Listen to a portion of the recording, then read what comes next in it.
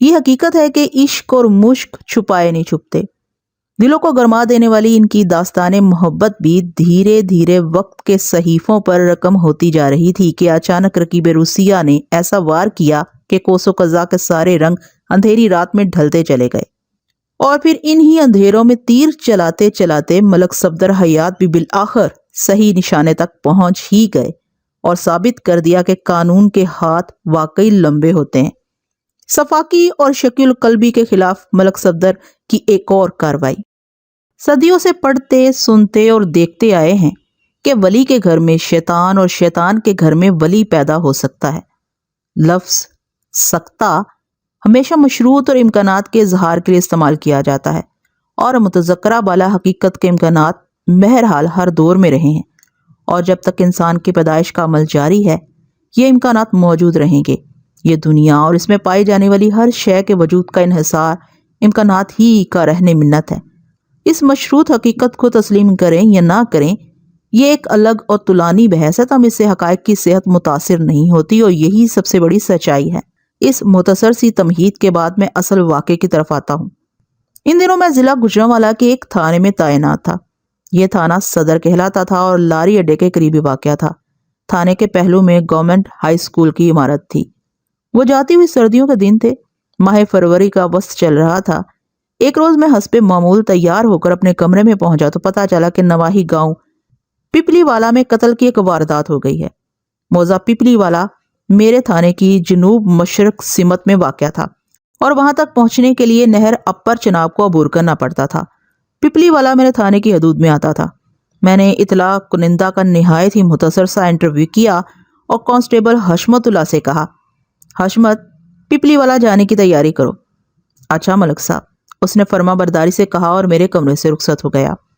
اطلاع لے کر آنے والے شخص کا نام محمد طفیل تھا۔ وہ پپلی والا ہی کا رہنے والا تھا اور رشتے میں وہ مقتول کا چاچا لگتا تھا۔ طفیل کی عمر لگ بھگ 50 سال رہی ہوگی۔ طفیل کی زبانی مجھے پتا چلا کہ مقتول کا نام انور علی تھا اور وہ ضلع سیالکوٹ میں واقع کھیلوں کا سامان تیار کرنے والے کارخانے میں کام کرتا تھا۔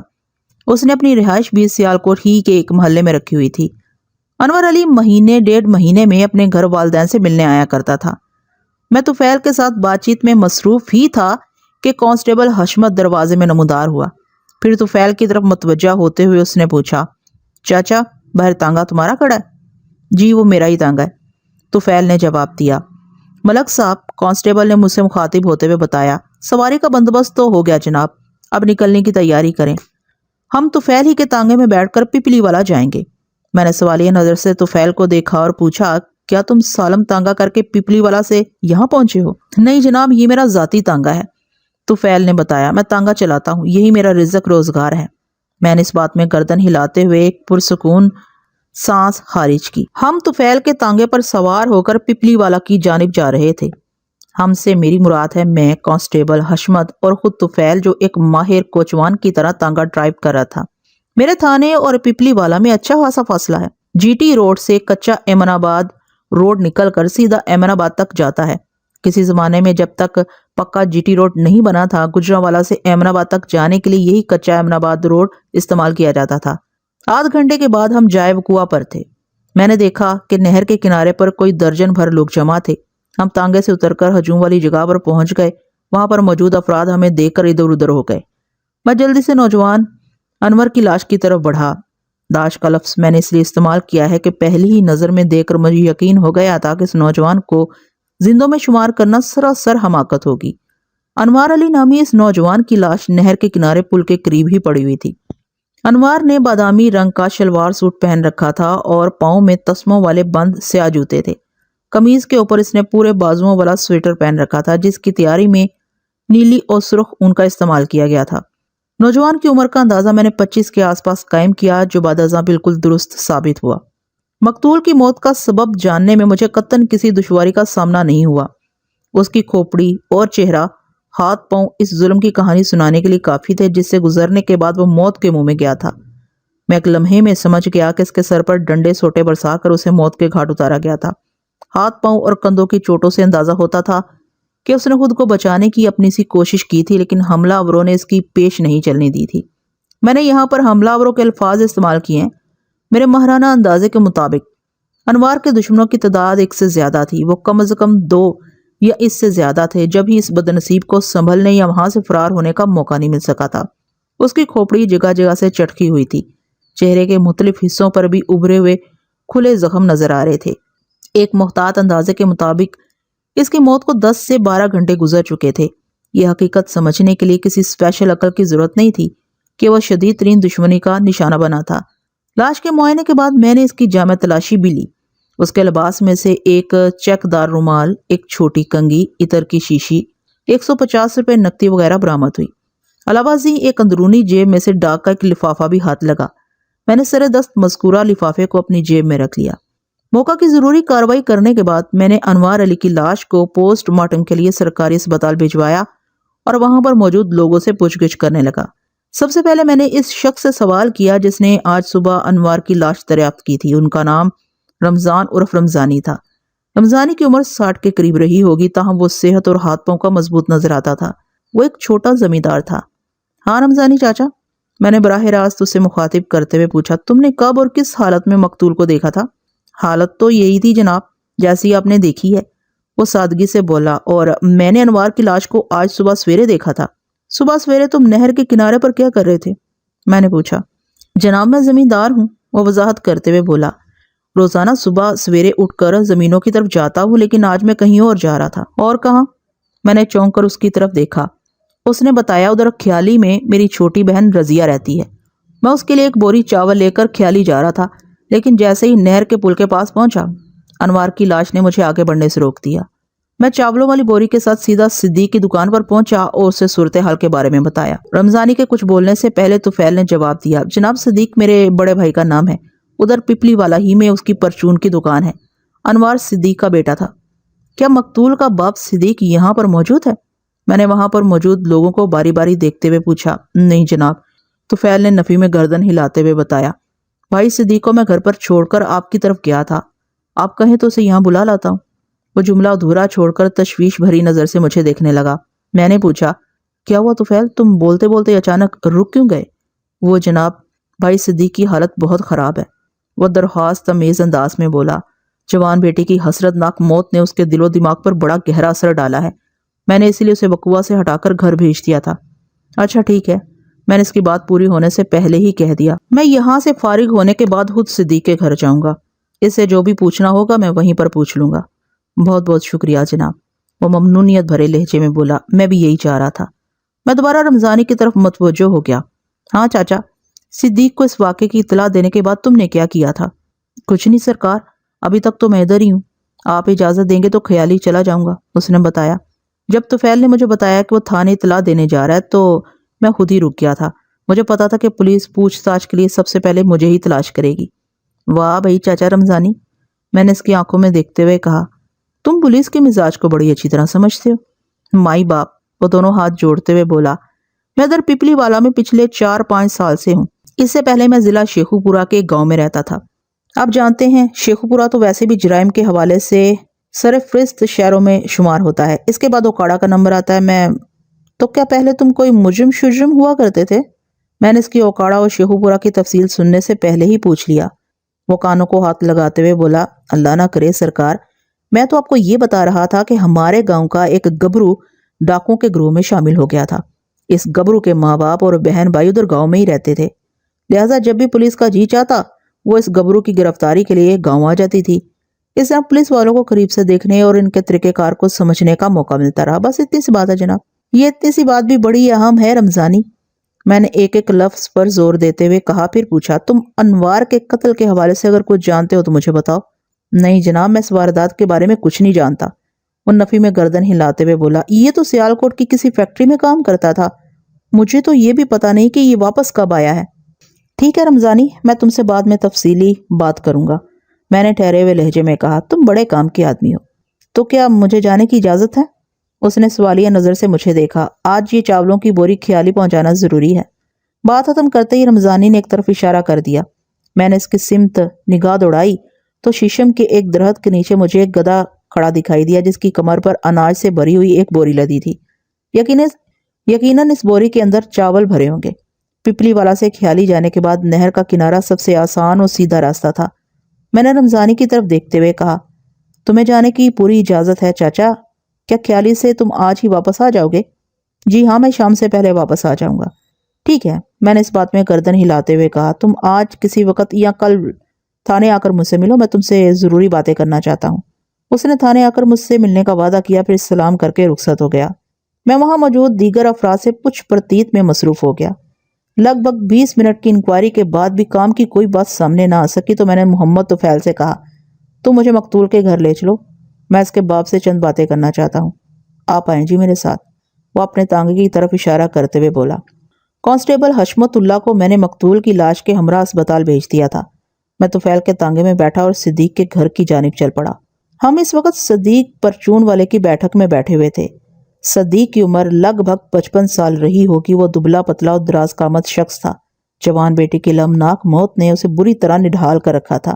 اس کی بیوی اللہ رکھی بھی گھر کے اندرونی حصے میں صدمہ جانکا سے گزر رہی تھی۔ محلے کی کوئی نصف درجن عورتیں بھی گھر میں بھری ہوئی تھیں، جو یقیناً اللہ رکھی سے تعزیت کرنے آئی تھیں۔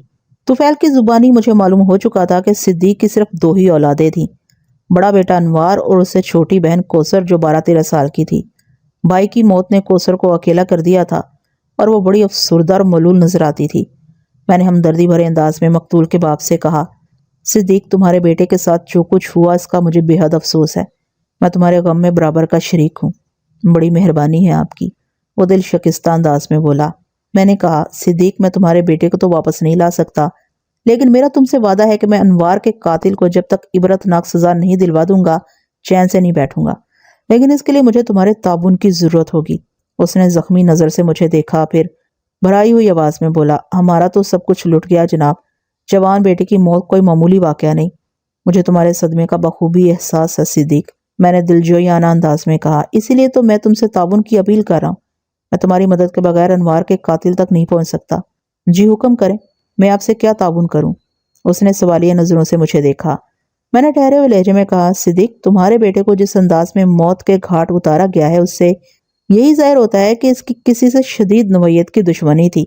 تم مجھے بتاؤ گے کہ ایسا کون سا شخص ہے جو انوار کی جان کا دشمن ہو؟ جناب، انوار تو بہت ہی سیدھا سادہ اور شریف لڑکا تھا، صدیق نے بتایا۔ یہاں تو کسی سے اس کی دشمنی نہیں تھی۔ یہاں نہیں تو پھر کہیں اور ہوگی، میں نے پرسوچ انداز میں کہا۔ یہ کسی دوست کا تو کام ہو ہی نہیں سکتا۔ انوار کو جتنی بددردی سے موت کے گھاٹ اتارا گیا ہے، اس سے واضح ہے کہ قاتل کو اسے شدید نفرت تھی۔ میرا دماغ تو بالکل کام نہیں کر رہا، وہ پریشان نظر سے مجھے دیکھتے ہوئے بولا۔ مجھے پتا چلا ہے کہ تمہارا بیٹا ادھر سیالکوٹ میں کھیلوں کا سامان بنانے والے کسی کارخانے میں کام کرتا تھا۔ میں نے دھیمے لہجے میں استفسار کیا، یہ بھی تو ہو سکتا ہے کوئی دشمن پیچھے ہی سے اس کے ساتھ یہاں تک آیا ہو۔ تمہیں انوار کے سیالکوٹ کے حالات اور معاملات کا کچھ علم ہے؟ نہیں جی، کچھ زیادہ پتا نہیں، وہ مایوسی سے نفی میں گردن ہلاتے ہوئے بولا۔ بس اتنا جانتا ہوں، انوار نے ادھر سیالکوٹ ہی میں کرائے پر ایک کمرہ لے رکھا تھا اور وہاں رہتا تھا۔ وہ مہینے 1.5 مہینے یا کبھی 2 مہینے کے بعد ہم سے ملنے آتا تھا اور 2-4 دن رہ کر واپس سیالکوٹ چلا جاتا تھا۔ وہ کسی بیوہ کا گھر ہے جس کا ایک کمرہ انوار نے کرائے پر لے رکھا تھا۔ وہ سانس لینے کے لیے متوقفہ پر اضافہ کرتے ہوئے بولا، بس جی، میں سے زیادہ اور کچھ نہیں جانتا۔ میں نے ٹھہرے ہوئے لہجے میں دریافت کیا، کیا وہ کرائے کے کمرے میں اکیلا ہی رہتا تھا یا کوئی ساتھی سنگی بھی اس کے ساتھ ٹھہرا ہوا تھا؟ انوار نے مجھے بتایا تھا کہ اس کے ساتھ صفدر نامی ایک بندہ بھی رہتا ہے، صدیق نے جواب دیا۔ یہ صفدر وزیر آباد کا رہنے والا ہے اور کھیلوں کا سامان تیار کرنے والے کارخانے میں انوار کے ساتھ ہی کام کرتا ہے۔ میں نے صدیق سے مذکورہ کارخانے اور متذکرہ بالا بیوہ کے گھر کا ایڈریس لے لیا اور کہا، ٹھیک ہے صدیق، میں سیالکوٹ جا کر صفدر سے بھی پوچھ گچھ کروں گا۔ وہ زخمی نظر سے مجھے دیکھتا چلا گیا۔ مجھے رمضانی چاچا کی کہی ہوئی ایک بات یاد آ گئی۔ رمضانی نے مقتول کی پپلی والا میں آمد سے اپنی لاعلمی کا اظہار کیا تھا۔ اس کے تناظر میں نے صدیق سے پوچھ لیا، کیا تمہیں یہ معلوم تھا کہ انوار پپلی والا آنے والا ہے؟ نہیں جناب، اس نے نفی میں گردن ہلائی۔ وہ اپنی آمد کے بارے میں کبھی کچھ نہیں بتاتا تھا، بس جب بھی اس کا دل چاہتا وہ ہم سے ملنے چلا آتا تھا۔ اس کا مطلب ہے تمہیں انوار کی آمد کے بارے میں کوئی معلومات نہیں تھی؟ میں نے اس کی آنکھوں میں دیکھتے ہوئے سوال کیا۔ جی بالکل نہیں، وہ پوری قطعیت سے بولا۔ پپلی والا میں کوئی اور شخص یہ بات جانتا ہو؟ میں نے کریدنے والے انداز میں پوچھا۔ سوال ہی پیدا نہیں ہوتا جناب، وہ بڑے وسوخ سے بولا۔ جب ہمیں پتہ نہیں تو کسی اور کو کیسے خبر ہو سکتی ہے؟ اس کا مطلب ہے، میں نے پرخیال انداز میں کہا، اس بات کے روشن امکانات ہیں کہ قاتل کہ قاتل کا تعلق پپلی والا سے نہیں بلکہ وہ کہیں باہر سے آیا تھا. آئے تھے کہیں تو زیادہ مناسب ہوگا. میرے اندازے کے مطابق حملہ آوروں کی تعداد 2 یا 2 سے زیادہ تھی. میرا بھی یہی خیال ہے تھانے دار صاحب. طفیل نے اس گھمبیر گفتگو میں حصہ لیتے ہوئے کہا. انوار کے زخموں کی تعداد اور سنگینی سے بالکل یہی اندازہ ہوتا ہے. اور میں نے سوچ میں ڈوبے ہوئے لہجے میں کہا. زخموں کی حالت اور ان پر جمے خون سے یہ بات سمجھ میں آتی ہے کہ انوار کو پچھلی رات کے ابتدائی حصے میں موت کے گھاٹ اتارا گیا ہے، رات کے 10 بجے سے پہلے. طفیل تشویش بھری نظر سے مجھے دیکھنے لگا. میں نے اس کے چہرے پر نگاہ جماتے ہوئے پوچھا. طفیل تم بھی تو تانگا چلاتے ہو، تمہارا روٹ وغیرہ کیا؟ سرکار میں عام طور پر گوندلا والا اڈے سے لے کر پپلی والا تک تانگا چلاتا ہوں، اس نے بتایا. لیکن اس روٹ میں تبدیلی آتی رہتی ہے. مثلاً کس قسم کی تبدیلی؟ میں نے دلچسپی لیتے ہوئے پوچھا. گوندلا والا اڈا میرے تھانے سے شمال میں واقع تھا. یہ سارے مقامات اسی جی ٹی روڈ پر واقع تھے جو لاہور سے راول پنڈی تک جاتا تھا. تھانے کے بعد لاری اڈا تھا، پھر شیراں والا باغ ریلوے اسٹیشن اور اڈا گوندا والا. تھوڑا آگے جائیں تو بسوں کا بڑا اڈا یعنی جنرل بس اسٹینڈ آتا تھا. میرے تھانے سے ملحق جو لاری اڈا تھا اسے عرف عام میں شیخو پورہ موڑ بھی کہا جاتا تھا، کیونکہ وہاں سے ایک سڑک شیخو پورہ اور فیصل آباد لائل پور کے لیے نکلتی تھی. تھانے سے جنوب کی سمت یعنی لاہور کی طرف بڑھیں تو تھوڑے ہی فاصلے پر ایک کچا راستہ بائیں جانب نکلتا ہے جو کچا ایمن آباد روڈ کہلاتا ہے. یہی راستہ پپلی والا اور ہندو چک سے گزرتے ہوئے سیدھا ایمن آباد تک جاتا ہے. طفیل نے میرے استفسار کے جواب میں بتایا. تھانے دار جی، جب میں صبح پپلی والا سے نکلتا ہوں تو زیادہ تر سواریاں شیراں والا باغ تک کی ہوتی ہیں یا پھر راستے میں اترنے والی. اگر اس دوران میں آگے کی کوئی سواری مل جاتی ہے تو میں اسے بھی اٹھا لیتا ہوں، لیکن زیادہ زیادہ گوندا والا اڈے تک کی. میں سے زیادہ آگے نہیں جاتا. وہ لمحے بھر کے لیے تھما، ایک گہری سانس خارج کی، پھر اضافہ کرتے ہوئے بولا. اسی طرح واپسی میں بھی تھوڑی تبدیلی چلتی رہتی ہے. مجھے شام تک گھر آنا ہوتا ہے. میں اسی حساب سے سواریاں اٹھاتا ہوں کہ مغرب کی اذان تک اپنے گھر پہنچ جاؤں. لیکن کبھی کبھار تانگے میں ایک آدھ سواری ہندو چک کی بھی ہوتی ہے تو میں اسے چھوڑنے ہندو چک بھی چلا جاتا ہوں. ہندو چک پپلی والا سے تھوڑا آگے ہے. میں طفیل کی زبان سے یہ ساری تفصیل صبر و سکون سے محض اس لیے سن رہا تھا کہ مجھے اس میں بہت کچھ اخذ کرنا تھا. اس کے خاموش ہونے پر میں نے سوال کیا. طفیل تم نے ابھی مجھے بتایا ہے کہ شام تک کام ختم کر کے تم اپنے گھر پہنچ جاتے ہو. کیا پچھلی شام کو بھی تم اپنے مقررہ وقت پر ہی گھر آئے تھے؟ اس نے اس بات میں گردن ہلائی. کل شام میں 6 بجے گھر پہنچ گیا تھا. میں نے اس کی آنکھوں میں دیکھتے ہوئے کہا. گوجرانوالہ سے سیالکوٹ آنے اور جانے کے لیے عموماً 2 روٹ کی بسیں چلتی ہیں. ایک تو لاہور سے سیالکوٹ اور دوسری لائل پور یعنی کہ موجودہ فیصل آباد سے سیالکوٹ. یہ بسیں شیخو پورہ موڑ سے ہو کر گزرتی ہیں، یعنی میرے تھانے کی بغل میں سے. میں غلط تو نہیں کہہ رہا نا؟ نہیں جناب، آپ بالکل ٹھیک کہہ رہے ہیں، وہ تائیدی انداز میں بولا. میں نے کہا. مقتول انوار سیالکوٹ کے کارخانے میں کام کرتا تھا. اس کا مطلب ہے وہ سیالکوٹ سے لائل پور جانے والی بس میں یا پھر لاہور جانے والی بس میں بیٹھ کر گوجرانوالہ آیا ہوگا اور لاری اڈا شیخو پورہ موڑ پر وہ بس سے اترا ہوگا. میں اگر غلط کہہ رہا ہوں تو مجھے ٹوک دینا. جناب آپ کچھ بھی غلط نہیں کہہ رہے، طفیل نے تصدیقی انداز میں کہا. بالکل ایسا ہی ہوا ہوگا. ٹھیک ہے طفیل، میں نے بدستور اس کی آنکھوں میں دیکھتے ہوئے کہا. اور تم یہ بھی تسلیم کرو گے کہ شیخو پورہ موڑ سے پپلی والا تک پہنچنے کے لیے صرف تانگا ہی واحد ذریعہ آمد و رفت ہے؟ جی ہاں، یہ بات سچ ہے، وہ اس بات میں گردن ہلاتے ہوئے بولا. لیکن بعض لوگ بڑے مہم جو ہوتے ہیں، وہ پیدل بھی چل پڑتے ہیں. تمہارے خیال میں اگر شیخو پورہ موڑ سے پیدل چلنا شروع کر دیں تو کتنی دیر میں پپلی والا پہنچ جائیں گے؟ میں نے پوچھا. 1.5-2 گھنٹے تو لگیں گے ہی، اس نے سوچ کر جواب دیا. اور تانگے پر سوار ہو کر آئیں تو 20-25 منٹ یا زیادہ آدھا گھنٹہ. تم کیا سمجھتے ہو انوار پاؤں پاؤں چلتے ہوئے شیخو پورہ موڑ سے پپلی والا آیا ہوگا؟ سوال ہی نہیں پیدا ہوتا جناب. اور بڑے وثوق سے بولا. انوار تو ہمیشہ تانگے میں بیٹھ کر ہی آیا کرتا تھا. طفیل بالکل ٹھیک کہہ رہا تھانے دار صاحب. صدیق بھی ہمت کر کے ہماری گفتگو میں شامل ہو گیا. پیدل چلنے سے انوار کی جان جاتی تھی. وہ تو تھوڑے فاصلے کے لیے بھی سائیکل اور تانگے کا سہارا ڈھونڈا کرتا تھا. شیخو پورہ موڑ سے پپلی والا تک پیدل آنا اس کے لیے ممکن ہو ہی نہیں سکتا. وہ کسی تانگے میں بیٹھ کر ہی آیا ہوگا، اور وہ تانگا طفیل کا نہیں ہو سکتا. میں نے سوالیہ انداز میں طفیل کی آنکھوں میں دیکھا. وہ جلدی سے نفی میں گردن چھٹکتے ہوئے بولا. بالکل ٹھیک کہہ رہے ہیں آپ. میں کل شام 6 بجے گھر آیا تھا اور اس وقت تک انوار پپلی والا نہیں پہنچا تھا. اس بات میں کوئی شک نہیں کہ وہ بعد میں کسی اور تانگے میں بیٹھ کر آیا ہوگا. میں نے پوچھا. کیا پپلی والا میں کوئی اور شخص بھی تانگا چلاتا ہے؟ جی نہیں، اس نے نفی میں گردن ہلائی. ادھر تو میں اکیلا ہی تانگے والا ہوں. لیکن کیا؟ وہ ایک دم رکا تو میں نے پوچھا. ادھر ہندو چک میں عبد الغنی نامی ایک بندہ بھی تانگا چلاتا ہے. وہ وضاحت کرتے ہوئے بولا۔ غنی میرے بعد ہی واپس آتا ہے، ہو سکتا ہے انوار کل شام یا رات کو غنی کے تانگے میں بیٹھ کر پپلی والا پہنچا ہو۔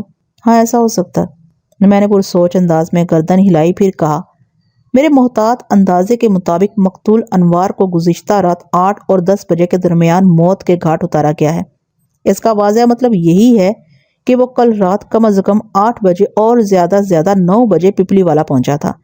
اگر وہ عبدالغنی کے تانگے پر سوار ہو کر آیا تھا تو بالکل درست وقت کی تصدیق غنی کوچوان سے ہو سکتی ہے۔ میرے خیال میں اس معاملے میں کام کا بندہ ثابت ہوگا۔ طفیل تم ایک کام کرو۔ میں نے رک کر ایک گہری سانس لی، پھر اضافہ کرتے ہوئے کہا تم جلدی سے جا کر غنی کو بلا لاؤ جب تک میں تمہارے بھائی صدیق سے بات کرتا ہوں۔ میں کوشش کرتا ہوں جناب، وہ کچھ سوچتے ہوئے بولا، لیکن میرا خیال ہے وہ اس وقت تک تانگا لے کر نکل چکا ہوگا۔ تم کوشش کر کے دیکھ لو، باقی اللہ مالک ہے۔ میں نے ڈرے ہوئے لہجے میں کہا وہ اگر گھر سے نکل بھی چکا ہے تو جائے گا کہاں؟ رات کو تو اسے واپس آنا ہی ہوگا نا۔ طفیل مجھے سلام کر کے صدیق کے گھر سے نکل گیا۔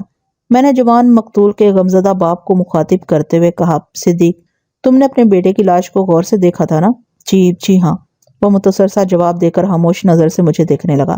میں نے کہا اس کے سر اور جسم کے دوسرے حصوں کو جتنی بے دردی سے نشانہ بنایا گیا ہے، اس سے یہ حقیقت سامنے آتی ہے کہ حملہ آور اس سے بڑا گہرا عناد رکھتے تھے، اور تم بتا رہے ہو کہ اس کی کسی سے کوئی دشمنی وغیرہ نہیں تھی۔ اب جیسا کہ میں نے پہلے بھی کہا ہے، یہی ہو سکتا ہے کہ قاتل اس کا تعاقب کرتے ہوئے یہاں پہنچے ہوں، لیکن ایک سوال پھر بھی پیاسا رہ جاتا ہے کہ آخر کسی کو تمہارے بیٹے سے دشمنی کیا تھی؟ تمہارے ذہن میں اس حوالے سے کوئی بات آتی ہے صدیق؟ جہاں تک میرا ذہن کام کرتا ہے تھانے دار صاحب، وہ قدرے سنبھلے ہوئے انداز میں بولا، مجھے تو یہ لوٹ مار کی واردات لگتی ہے۔ لوٹ مار؟ میں نے چونک کر سوالیہ نظر سے اس کی طرف دیکھا۔ صدیق نے کافی اہم نکتہ اٹھایا تھا۔ میرے سوالوں کے جواب میں صدیق نے بتایا انوار جب بھی ہم سے ملنے آتا تھا تو اس کے ہاتھ میں ایک سفری بیگ بھی ہوا کرتا تھا جس میں اس کے استعمال کے کپڑے اور دوسرا سامان رکھا ہوتا تھا، لیکن اس بار وہ بیگ کہیں نظر نہیں آ رہا۔ میں جب اطلاع پا کر ادھر نہر کی جانب گیا تھا تو میں نے انوار کی لاش کے آس پاس اس بیگ کو ڈھونڈنے کی کوشش کی تھی، لیکن وہ مجھے ملا نہیں، اس لیے وہ سانس ہموار کرنے کے لیے رکا، پھر اضافہ کرتے ہوئے بولا اس لیے میرا دھیان لوٹ مار کی طرف جا رہا ہے۔ ہو سکتا ہے کوئی آدمی سیالکوٹ سے انوار کے پیچھے لگ گیا ہو، یا پھر یہ بھی ممکن ہے کہ کوئی بندہ شیخو پورا موڑ سے اس کے ساتھ تانگے میں بیٹھ گیا ہو، پھر جب انوار پپلی والا پہنچ کر تانگے سے اترا تو اسے موقع مل گیا۔ صدیق جملہ ادھورا چھوڑ کر خاموش ہوا تو میں نے مضبوط لہجے میں کہا دیکھو صدیق، اگر صرف اس بات پر غور کیا جائے کہ کسی نے انوار کا بیگ چھیننے کے لیے اسے موت کے گھاٹ اتارا ہے تو پھر اس امکان کو خارج کرنا ہوگا کہ مذکورہ بندہ سیالکوٹ سے اس کے پیچھے لگ کر یہاں تک پہنچا ہوگا۔ البتہ شیخو پورا موڑ سے تانگے میں ساتھ بیٹھ کر یہاں پہنچنے والی بات سمجھ میں آتی ہے۔ میں نے تھوڑا وقفہ کر کے صدیق کی آنکھوں میں دیکھا، پھر پوچھا انوار کا سفری بیگ کس قسم کا تھا؟ مجھے اس کے بارے میں تفصیل سے بتاؤ۔ صدیق نے بیگ کے حوالے سے مجھے جو معلومات فراہم کی، اس میں سب سے اہم بات یہ تھی کہ مذکورہ بیگ گہرے نیلے رنگ کا تھا۔ علاوہ ازیں اس بیگ کی خصوصیات تقریباً ہر سفری بیگ میں پائی جاتی ہیں۔ بہرحال یہ لوٹ مار والا زاویہ قابل غور تھا۔ سچی بات تو یہ ہے کہ ابھی تک میرا اس طرف دھیان نہیں کیا تھا۔ میں نے صدیق کی طرف دیکھتے ہوئے پوچھا تو قاتل کے حوالے سے تمہیں کسی خاص آدمی پر شک نہیں ہے؟ نہیں تھانے دار صاحب، وہ نفی میں گردن ہلاتے ہوئے بولا، ہمارے درمیان بات ہو رہی تھی کہ طفیل ہندو چک سے واپس آ گیا اور اس نے آ کر اطلاع دی کہ عبدالغنی دستیاب نہیں ہو سکا۔ اس کی گھر والی نے طفیل کو بتایا تھا کہ غنی ناشتے کے فوراً بعد تانگا لے کر گھر سے نکل گیا تھا۔ اس کی واپسی اب رات ہی کو متوقع تھی۔ طفیل کے خاموش ہونے پر میں نے سنجیدہ لہجے میں کہا طفیل میں تمہیں ایک ذمہ داری سونپ رہا ہوں۔ جناب، وہ متن گوش ہو گیا۔ حکم کریں تھانے دار صاحب۔ یہ جو کوچوان عبدالغنی ہے نا، اس کا تم نے خیال رکھنا ہے۔ کس قسم کا خیال جی؟ اس نے سوالیہ نظر سے مجھے دیکھا۔ میں نے جواب دینے سے پہلے قمر کی تصدیق ضروری جانی اور اس سے پوچھا کیا آج تم تانگا نکالنے کا ارادہ رکھتے ہو؟ نہیں جناب، اس نے نفی میں سر ہلایا۔ گھر میں جوان بیٹے کی موت کا سوگ منایا جا رہا ہے، تانگا نکالنے کا سوال ہی پیدا نہیں ہوتا۔ کم از کم کل تک تو ہم کاروبار بند رکھیں گے۔ میں تانگا نکالوں گا اور نہ ہی بھائی صدیق اپنی دکان کھولے گا۔ صدیق کی پرچون کی دکان گھر کے سامنے والے حصے میں تھی۔ میں جب صدیق سے ملنے آیا تھا تو میں نے دکان کا دروازہ بند دیکھا تھا۔ طفیل کی وضاحت کے بعد میں نے اس سے کہا تم جب تک جی چاہے کاروبار بند رکھو، لیکن آج ہی تمہیں ایک ضروری کام کرنا ہے، اور وہ کام ہے عبدالغنی کوچوان کو اپنے ساتھ لے کر میرے پاس تھانے آنا۔ میں اپنی تفتیش کا رخ متعین کرنے سے پہلے غنی سے ایک ملاقات ضرور کرنا چاہتا ہوں۔ ٹھیک ہے جناب، طفیل نے فرما برداری سے کہا۔ میں ابھی تانگا لے کر غنی کی تلاش میں نکلتا ہوں، آپ کو تھانے پہنچانے کے بعد میں اسے ڈھونڈوں گا۔ صدیق تم اپنے اندر حوصلہ اور ہمت پیدا کرنے کی کوشش کرو۔ میں جانتا ہوں جوان بیٹی کے لمناک موت کو برداشت کرنا کوئی ہنسی کھیل نہیں۔ میں تم سے وعدہ کرتا ہوں کہ انوار کے قاتل بہت جلد آہنی سلاحوں کے پیچھے ہوں گے۔ اچھا جی، روحان سی آواز میں بولا، پھر پوچھا، اسپتال والے انوار کی لاش کب تک دیں گے؟ کل دوپہر تک یا زیادہ زیادہ شام تک، میں نے جواب دیا۔ اس نے گردن جھکا دی۔ دوپہر کے 2 بجے تھے۔ میں دن کے کھانے اور نماز ظہر سے فارغ ہوا ہی تھا کہ طفیل غنی کو لے کر میرے پاس آ گیا۔ عبدالغنی کوچوان کی عمر 60 کے قریب رہی ہوگی۔ اس کے سر اور داڑھی کے بیشتر بال سفید ہو چکے تھے۔ وہ ایک معقول صورت اور خوش اخلاق شخص تھا۔ میں نے فوراً ان دونوں کو اپنے کمرے میں بلا لیا۔ جب وہ میرے سامنے بیٹھ چکے اور ہمارے درمیان رسمی الیک سلیک کا مرحلہ بھی طے ہو گیا تو میں نے غنی کی آنکھوں میں جھانکتے ہوئے پوچھا، عبدالغنی، تمہیں طفیل نے یہ تو بتا ہی دیا ہوگا کہ میں نے کیوں بلایا ہے؟ جی تھانے دار صاحب، وہ اس بات میں گردن ہلاتے ہوئے بولا، مجھے انوار کی موت کا بڑا دکھ ہے جی۔ وہ کل میرے تانگے میں ہی بیٹھ کر پپلی والا آیا تھا۔ میں نے یہ بات طفیل کو بتائی ہے۔ طفیل نے جب مجھے انوار کی موت کے بارے میں بتایا تو مجھے تو بالکل یقین نہیں آیا جناب۔ وہ کل شام تو بھلا چنگا تھا، پتہ نہیں کس بدبخت اسے موت کی نیند سلا دیا ہے۔ اس نے مزید کہا، اس واقعے کا صبح ہی پتہ چل جاتا تو یقین مانے میں آج تانگا نہیں نکالتا۔ خدا غارت کرے اس کمینے شخص کو جس نے انوار کی جان لی ہے۔ میں اسی بدبخت اور کمینے شخص کی تلاش میں ہوں عبدالغنی۔ اس کے خاموش ہونے پر میں نے مضبوط لہجے میں کہا، آپ اس ذلیل انسان کو صرف تلاش ہی نہ کریں بلکہ اسے ایسی سزا دیں کہ آئندہ کسی دوسرے شخص کو ایسی حرکت کرنے کی ہمت نہ ہو۔ غنی کوچوان نے بڑے جوش بھرے انداز میں کہا، پتہ نہیں ایسے ظالم اور سفاک لوگوں کو اللہ نے اتنی کھلی چھٹی کیوں دے رکھی ہے۔ ایک حقیقت کا اندازہ مجھے فوراً سے بیشتر ہو گیا کہ عبدالغنی نہایت ہی باتونی اور جوشیلا بندہ تھا۔ اس کی طویل تقریروں سے بچنے کا ایک ہی فارمولہ تھا کہ اسے کم سے کم بولنے کا موقع دیا جائے۔ میں نے اسے سوالات کی باڑ پر رکھ لیا۔ اچھا تو عبدالغنی، وہ کل تمہارے تانگے میں بیٹھ کر پپلی والا پہنچا تھا؟ جی، میں اس وقت شیراں والا باغ کی طرف سے۔ عبدالغنی، اچھی طرح سوچ کر بتاؤ، میں نے قطع کلامی کرتے ہوئے کہا، تم نے کل مقتول انوار کو کہاں سے اپنے تانگے میں بٹھایا تھا؟ اللہ آپ کا بھلا کرے جناب، وہ تھوک نگلتے ہوئے بولا، میں نے انوار کو شیخو پورہ موڑ والے لاری اڈے سے اٹھایا تھا۔ میں نے ایک مرتبہ پھر اس کی بات کاٹتے ہوئے پوچھا، اس وقت کیا بچا ہوگا جب انوار تمہارے تانگے میں بیٹھا تھا؟ اس وقت اچھا خاصا اندھیرا ہو رہا تھا جناب، غنی کوچوان نے بڑے اعتماد سے جواب دیا۔ سورج کو ڈوبے بھی لگ بھگ 1 گھنٹہ ہونے والا تھا۔ آج کل یہاں گجرانوالہ میں سورج 5:50 پر غروب ہو رہا ہے اور 6 بجے مغرب کی نماز ادا کی جاتی ہے۔ میں نے غنی کے چہرے کی طرف دیکھتے ہوئے پرخیال انداز میں کہا، تمہارے کہنے کا مطلب یہ ہے کہ انوار کوئی 7 بجے رات شیخو پورہ موڑ سے تمہارے تانگے پر سوار ہوا تھا؟ بالکل یہی وقت ہونا چاہیے جناب، اس نے تصدیقی انداز میں گردن ہلائی۔ 7 نہیں تو پھر 6:45 کا وقت ہوگا، کیونکہ جب میں اپنے گھر ہندو چک پہنچا تو اس وقت رات کے 7:30 بج رہے تھے۔ شیخو پورہ موڑ سے ہندو چک تک کا تانگے کا فاصلہ 30-40 منٹ سے زیادہ نہیں۔ میں تانگا کھڑا کر کے گھر گیا، کھانا بھی تیار نہیں ہوا۔ عبدالغنی، میں نے ایک مرتبہ پھر اس کی تقریر کو بریک لگا دیے، پھر ٹھہرے ہوئے لہجے میں پوچھا، انوار شیخو پورہ موڑ سے اکیلا ہی تمہارے تانگے پر سوار ہوا تھا یا اس کے علاوہ بھی کوئی سواری بیٹھی تھی؟ او جی صاحب تھانے دار، اللہ آپ کی عمر دراز کرے۔ وہ ایک گہری سانس خارج کرنے کے بعد بولا، جب میں شیراں والا باغ سے چلا تو عبدالغنی، میں شیراں والا باغ نہیں، شیخو پورہ موڑ کی بات کر رہا ہوں۔ میں نے اس کی بات کاٹتے ہوئے کہا، وہی تو میں آپ کو بتانے والا تھا جناب۔ وہ قدرے بیزاری سے بولا، آپ سنیں تو صحیح۔ ہاں سناؤ۔ میں خاموش ہو کر گہری نظر سے اس کی طرف دیکھنے لگا۔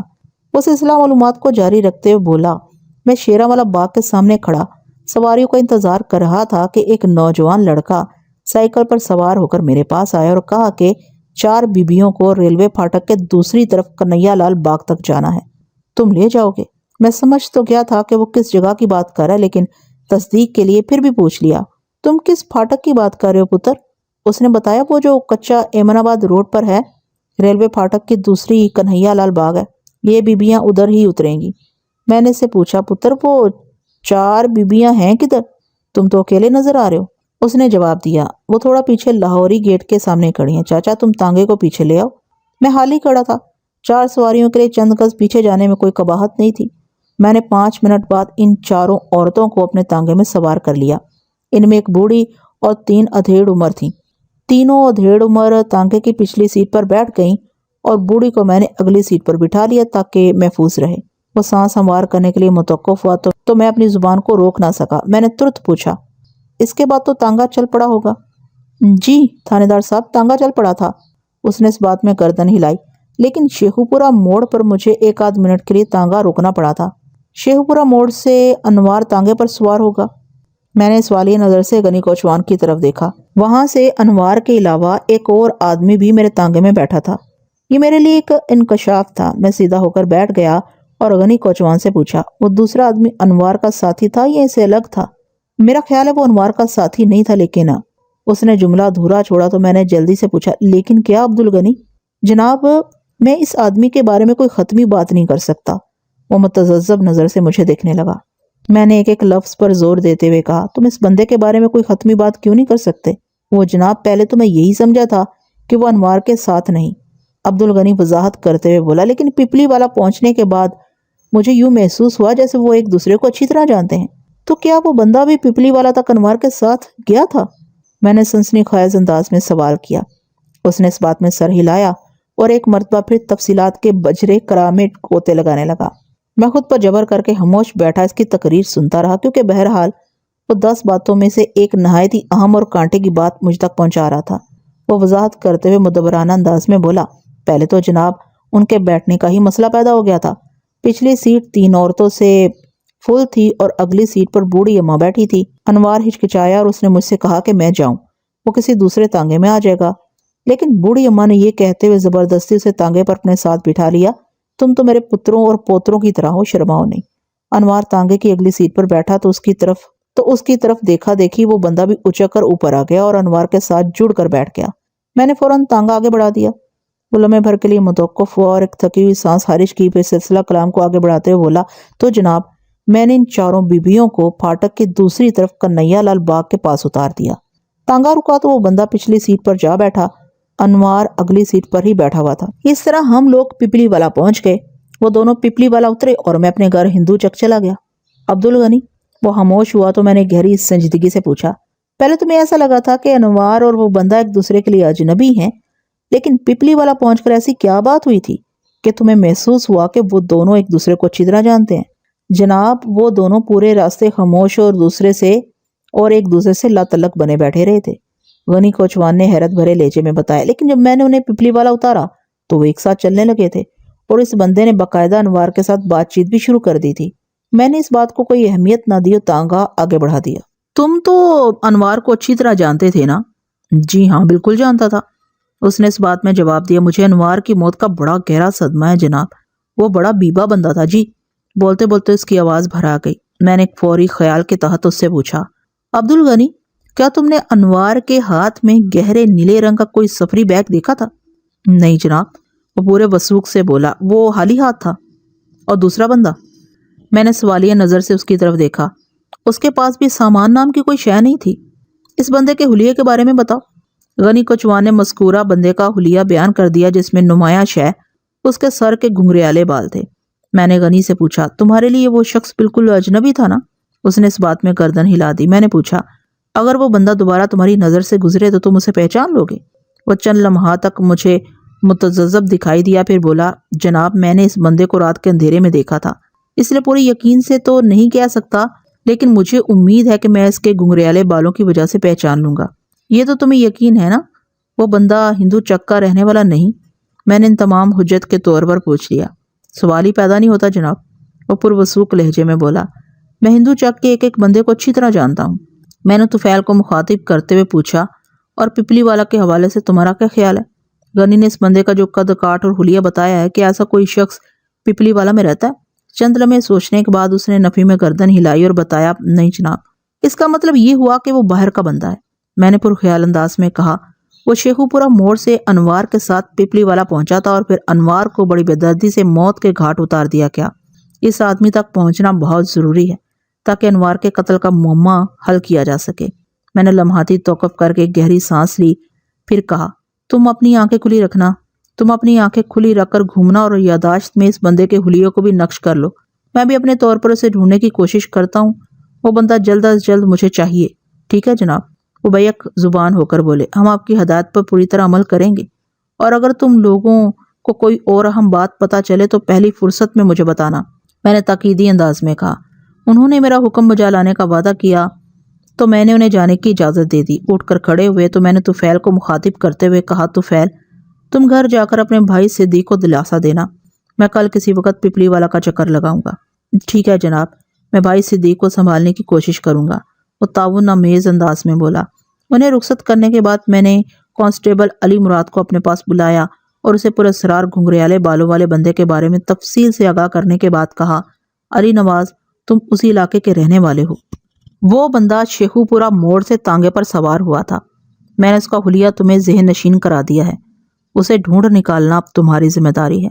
میں اپنی طرف سے پوری کوشش کروں گا ملک صاحب، وہ یقین دلانے والے انداز میں بولا۔ آگے اللہ کی مرضی۔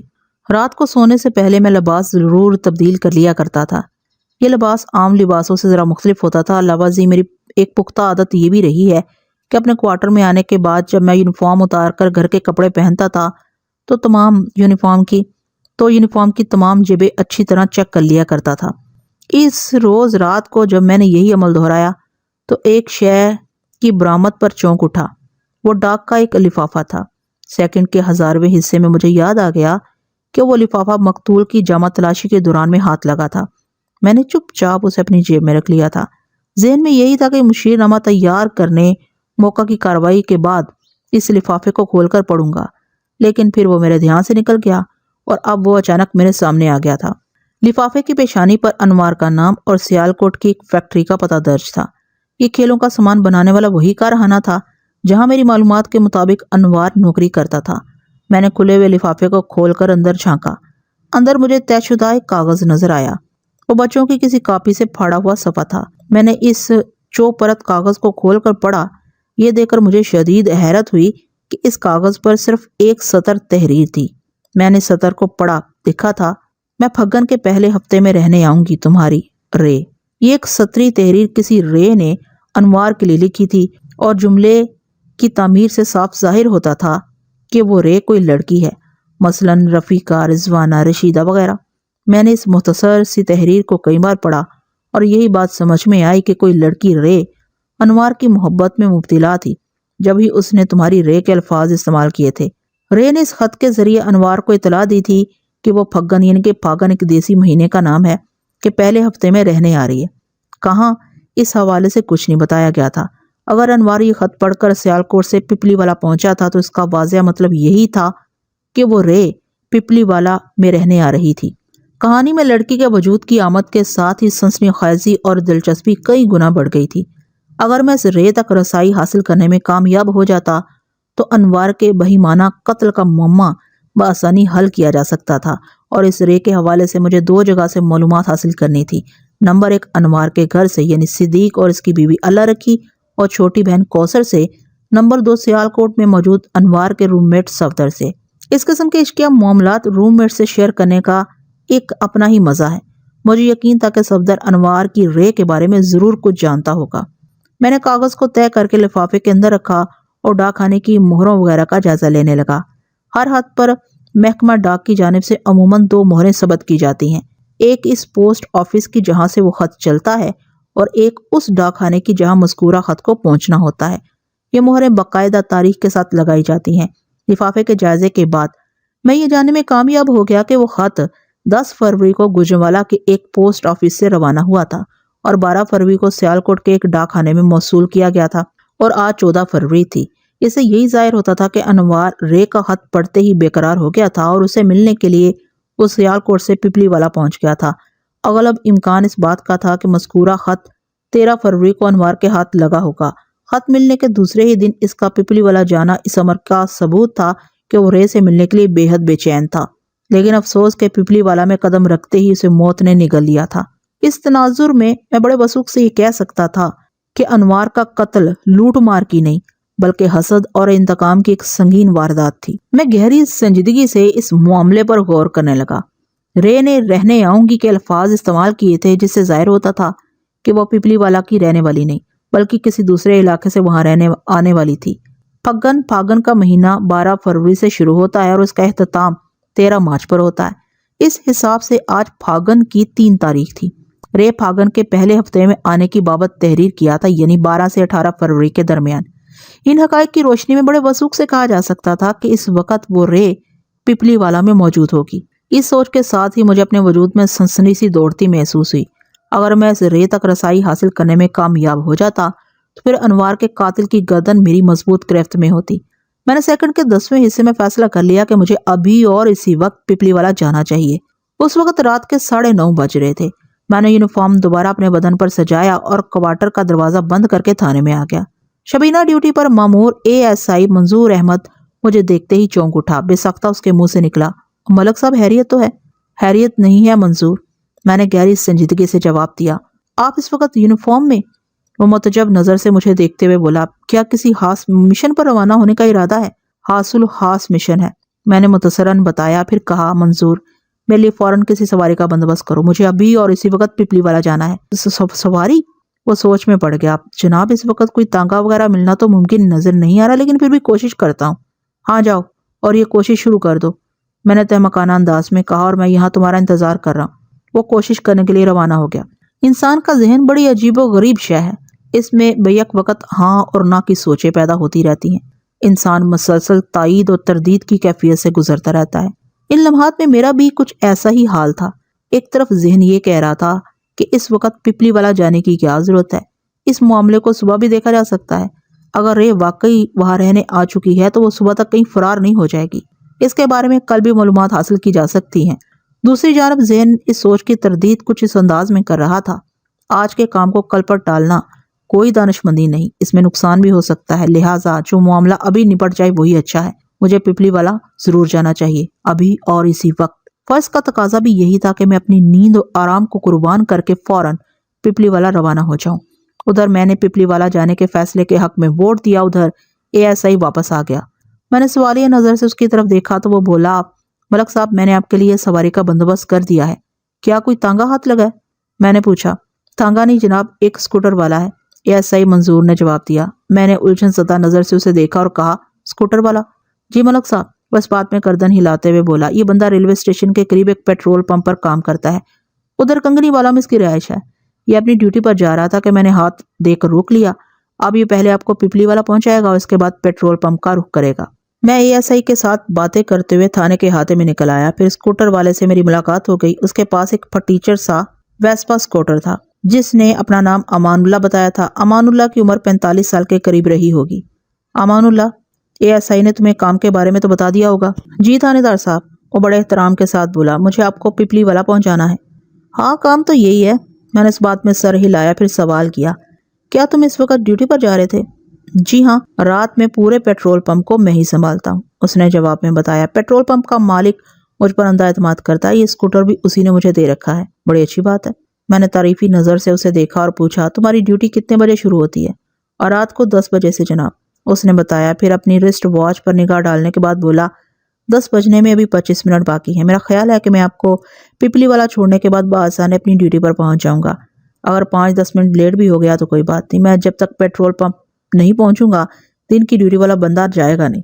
امان اللہ کی اطمینان بخش وضاحت سننے کے بعد میں نے سے پوچھا، کیا خیال ہے، تو پھر چلیں؟ بالکل چلیں جناب، وہ اپنی ویسپا کی طرف بڑھتے ہوئے بولا۔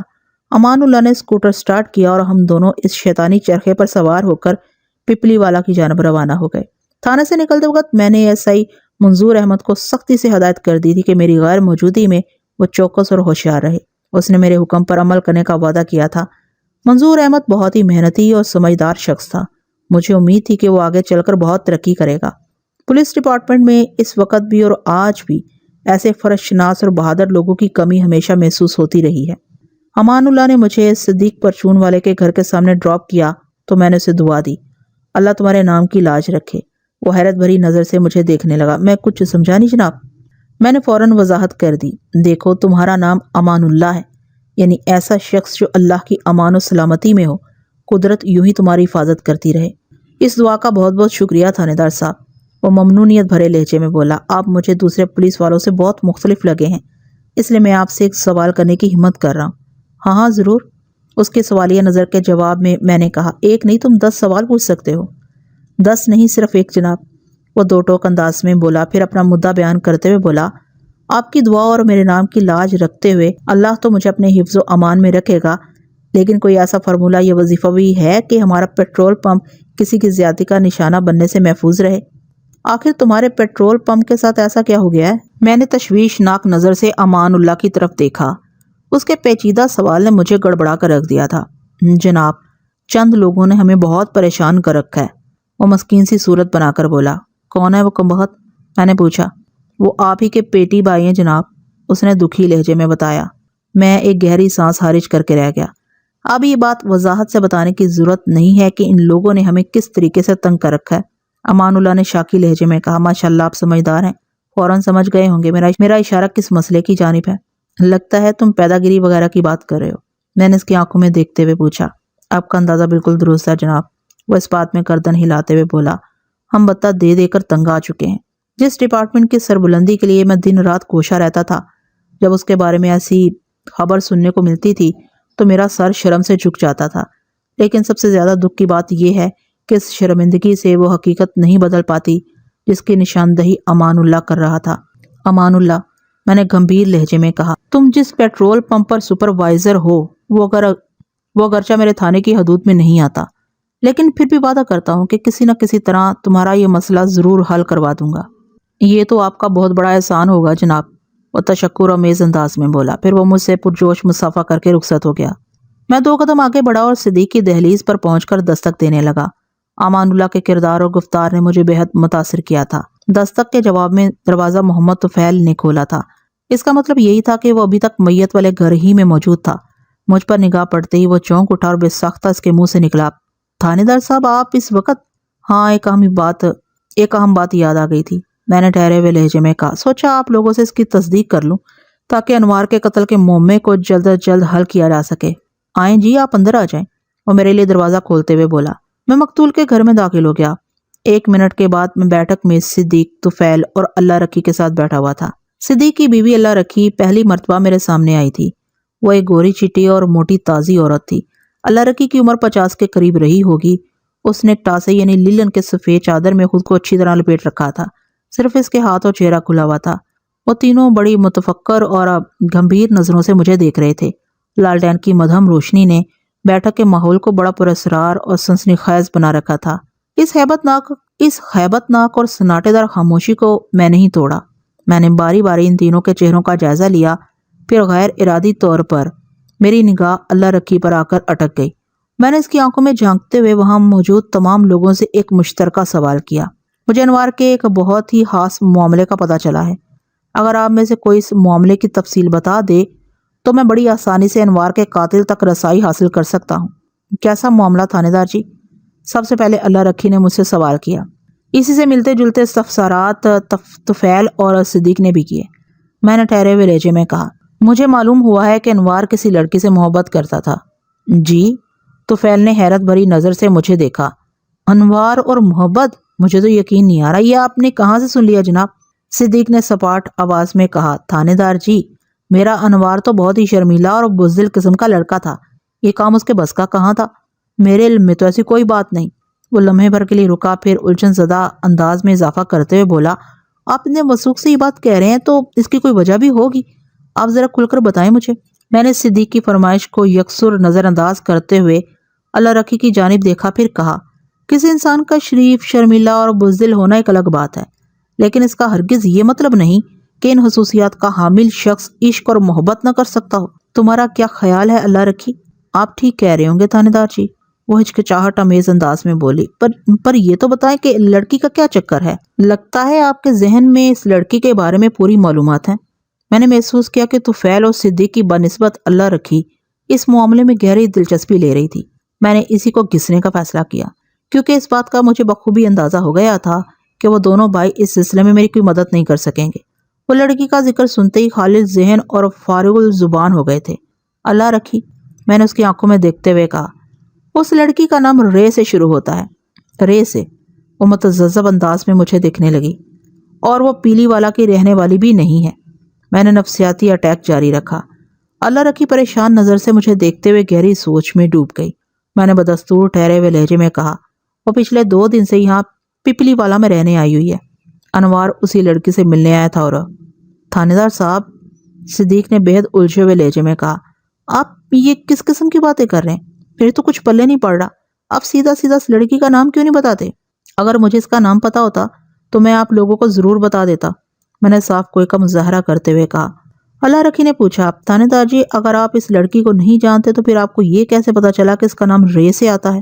اللہ رکھی، اللہ تمہارا بھلا کرے، میں نے ٹھوس لہجے میں کہا، پھر اپنی جیب میں ہاتھ ڈالتے ہوئے اضافہ کیا، مجھے اس لڑکی کے نام اور پپلی والا میں آمد کے بارے میں اس خط سے معلوم ہوا ہے۔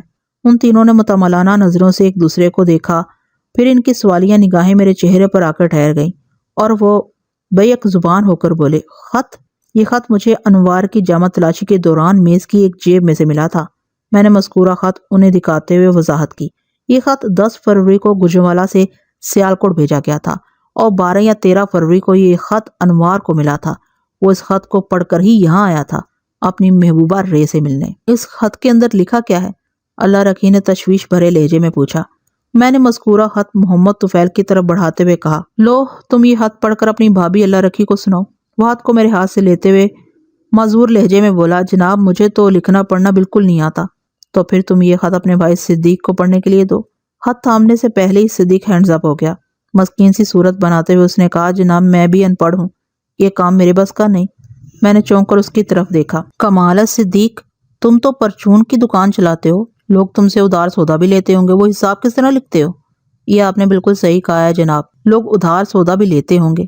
وہ بڑی رسان سے بولا، ادھار کے بغیر تو کریانے کی دکان چل ہی نہیں سکتی، میں ایسا کرتا ہوں جناب۔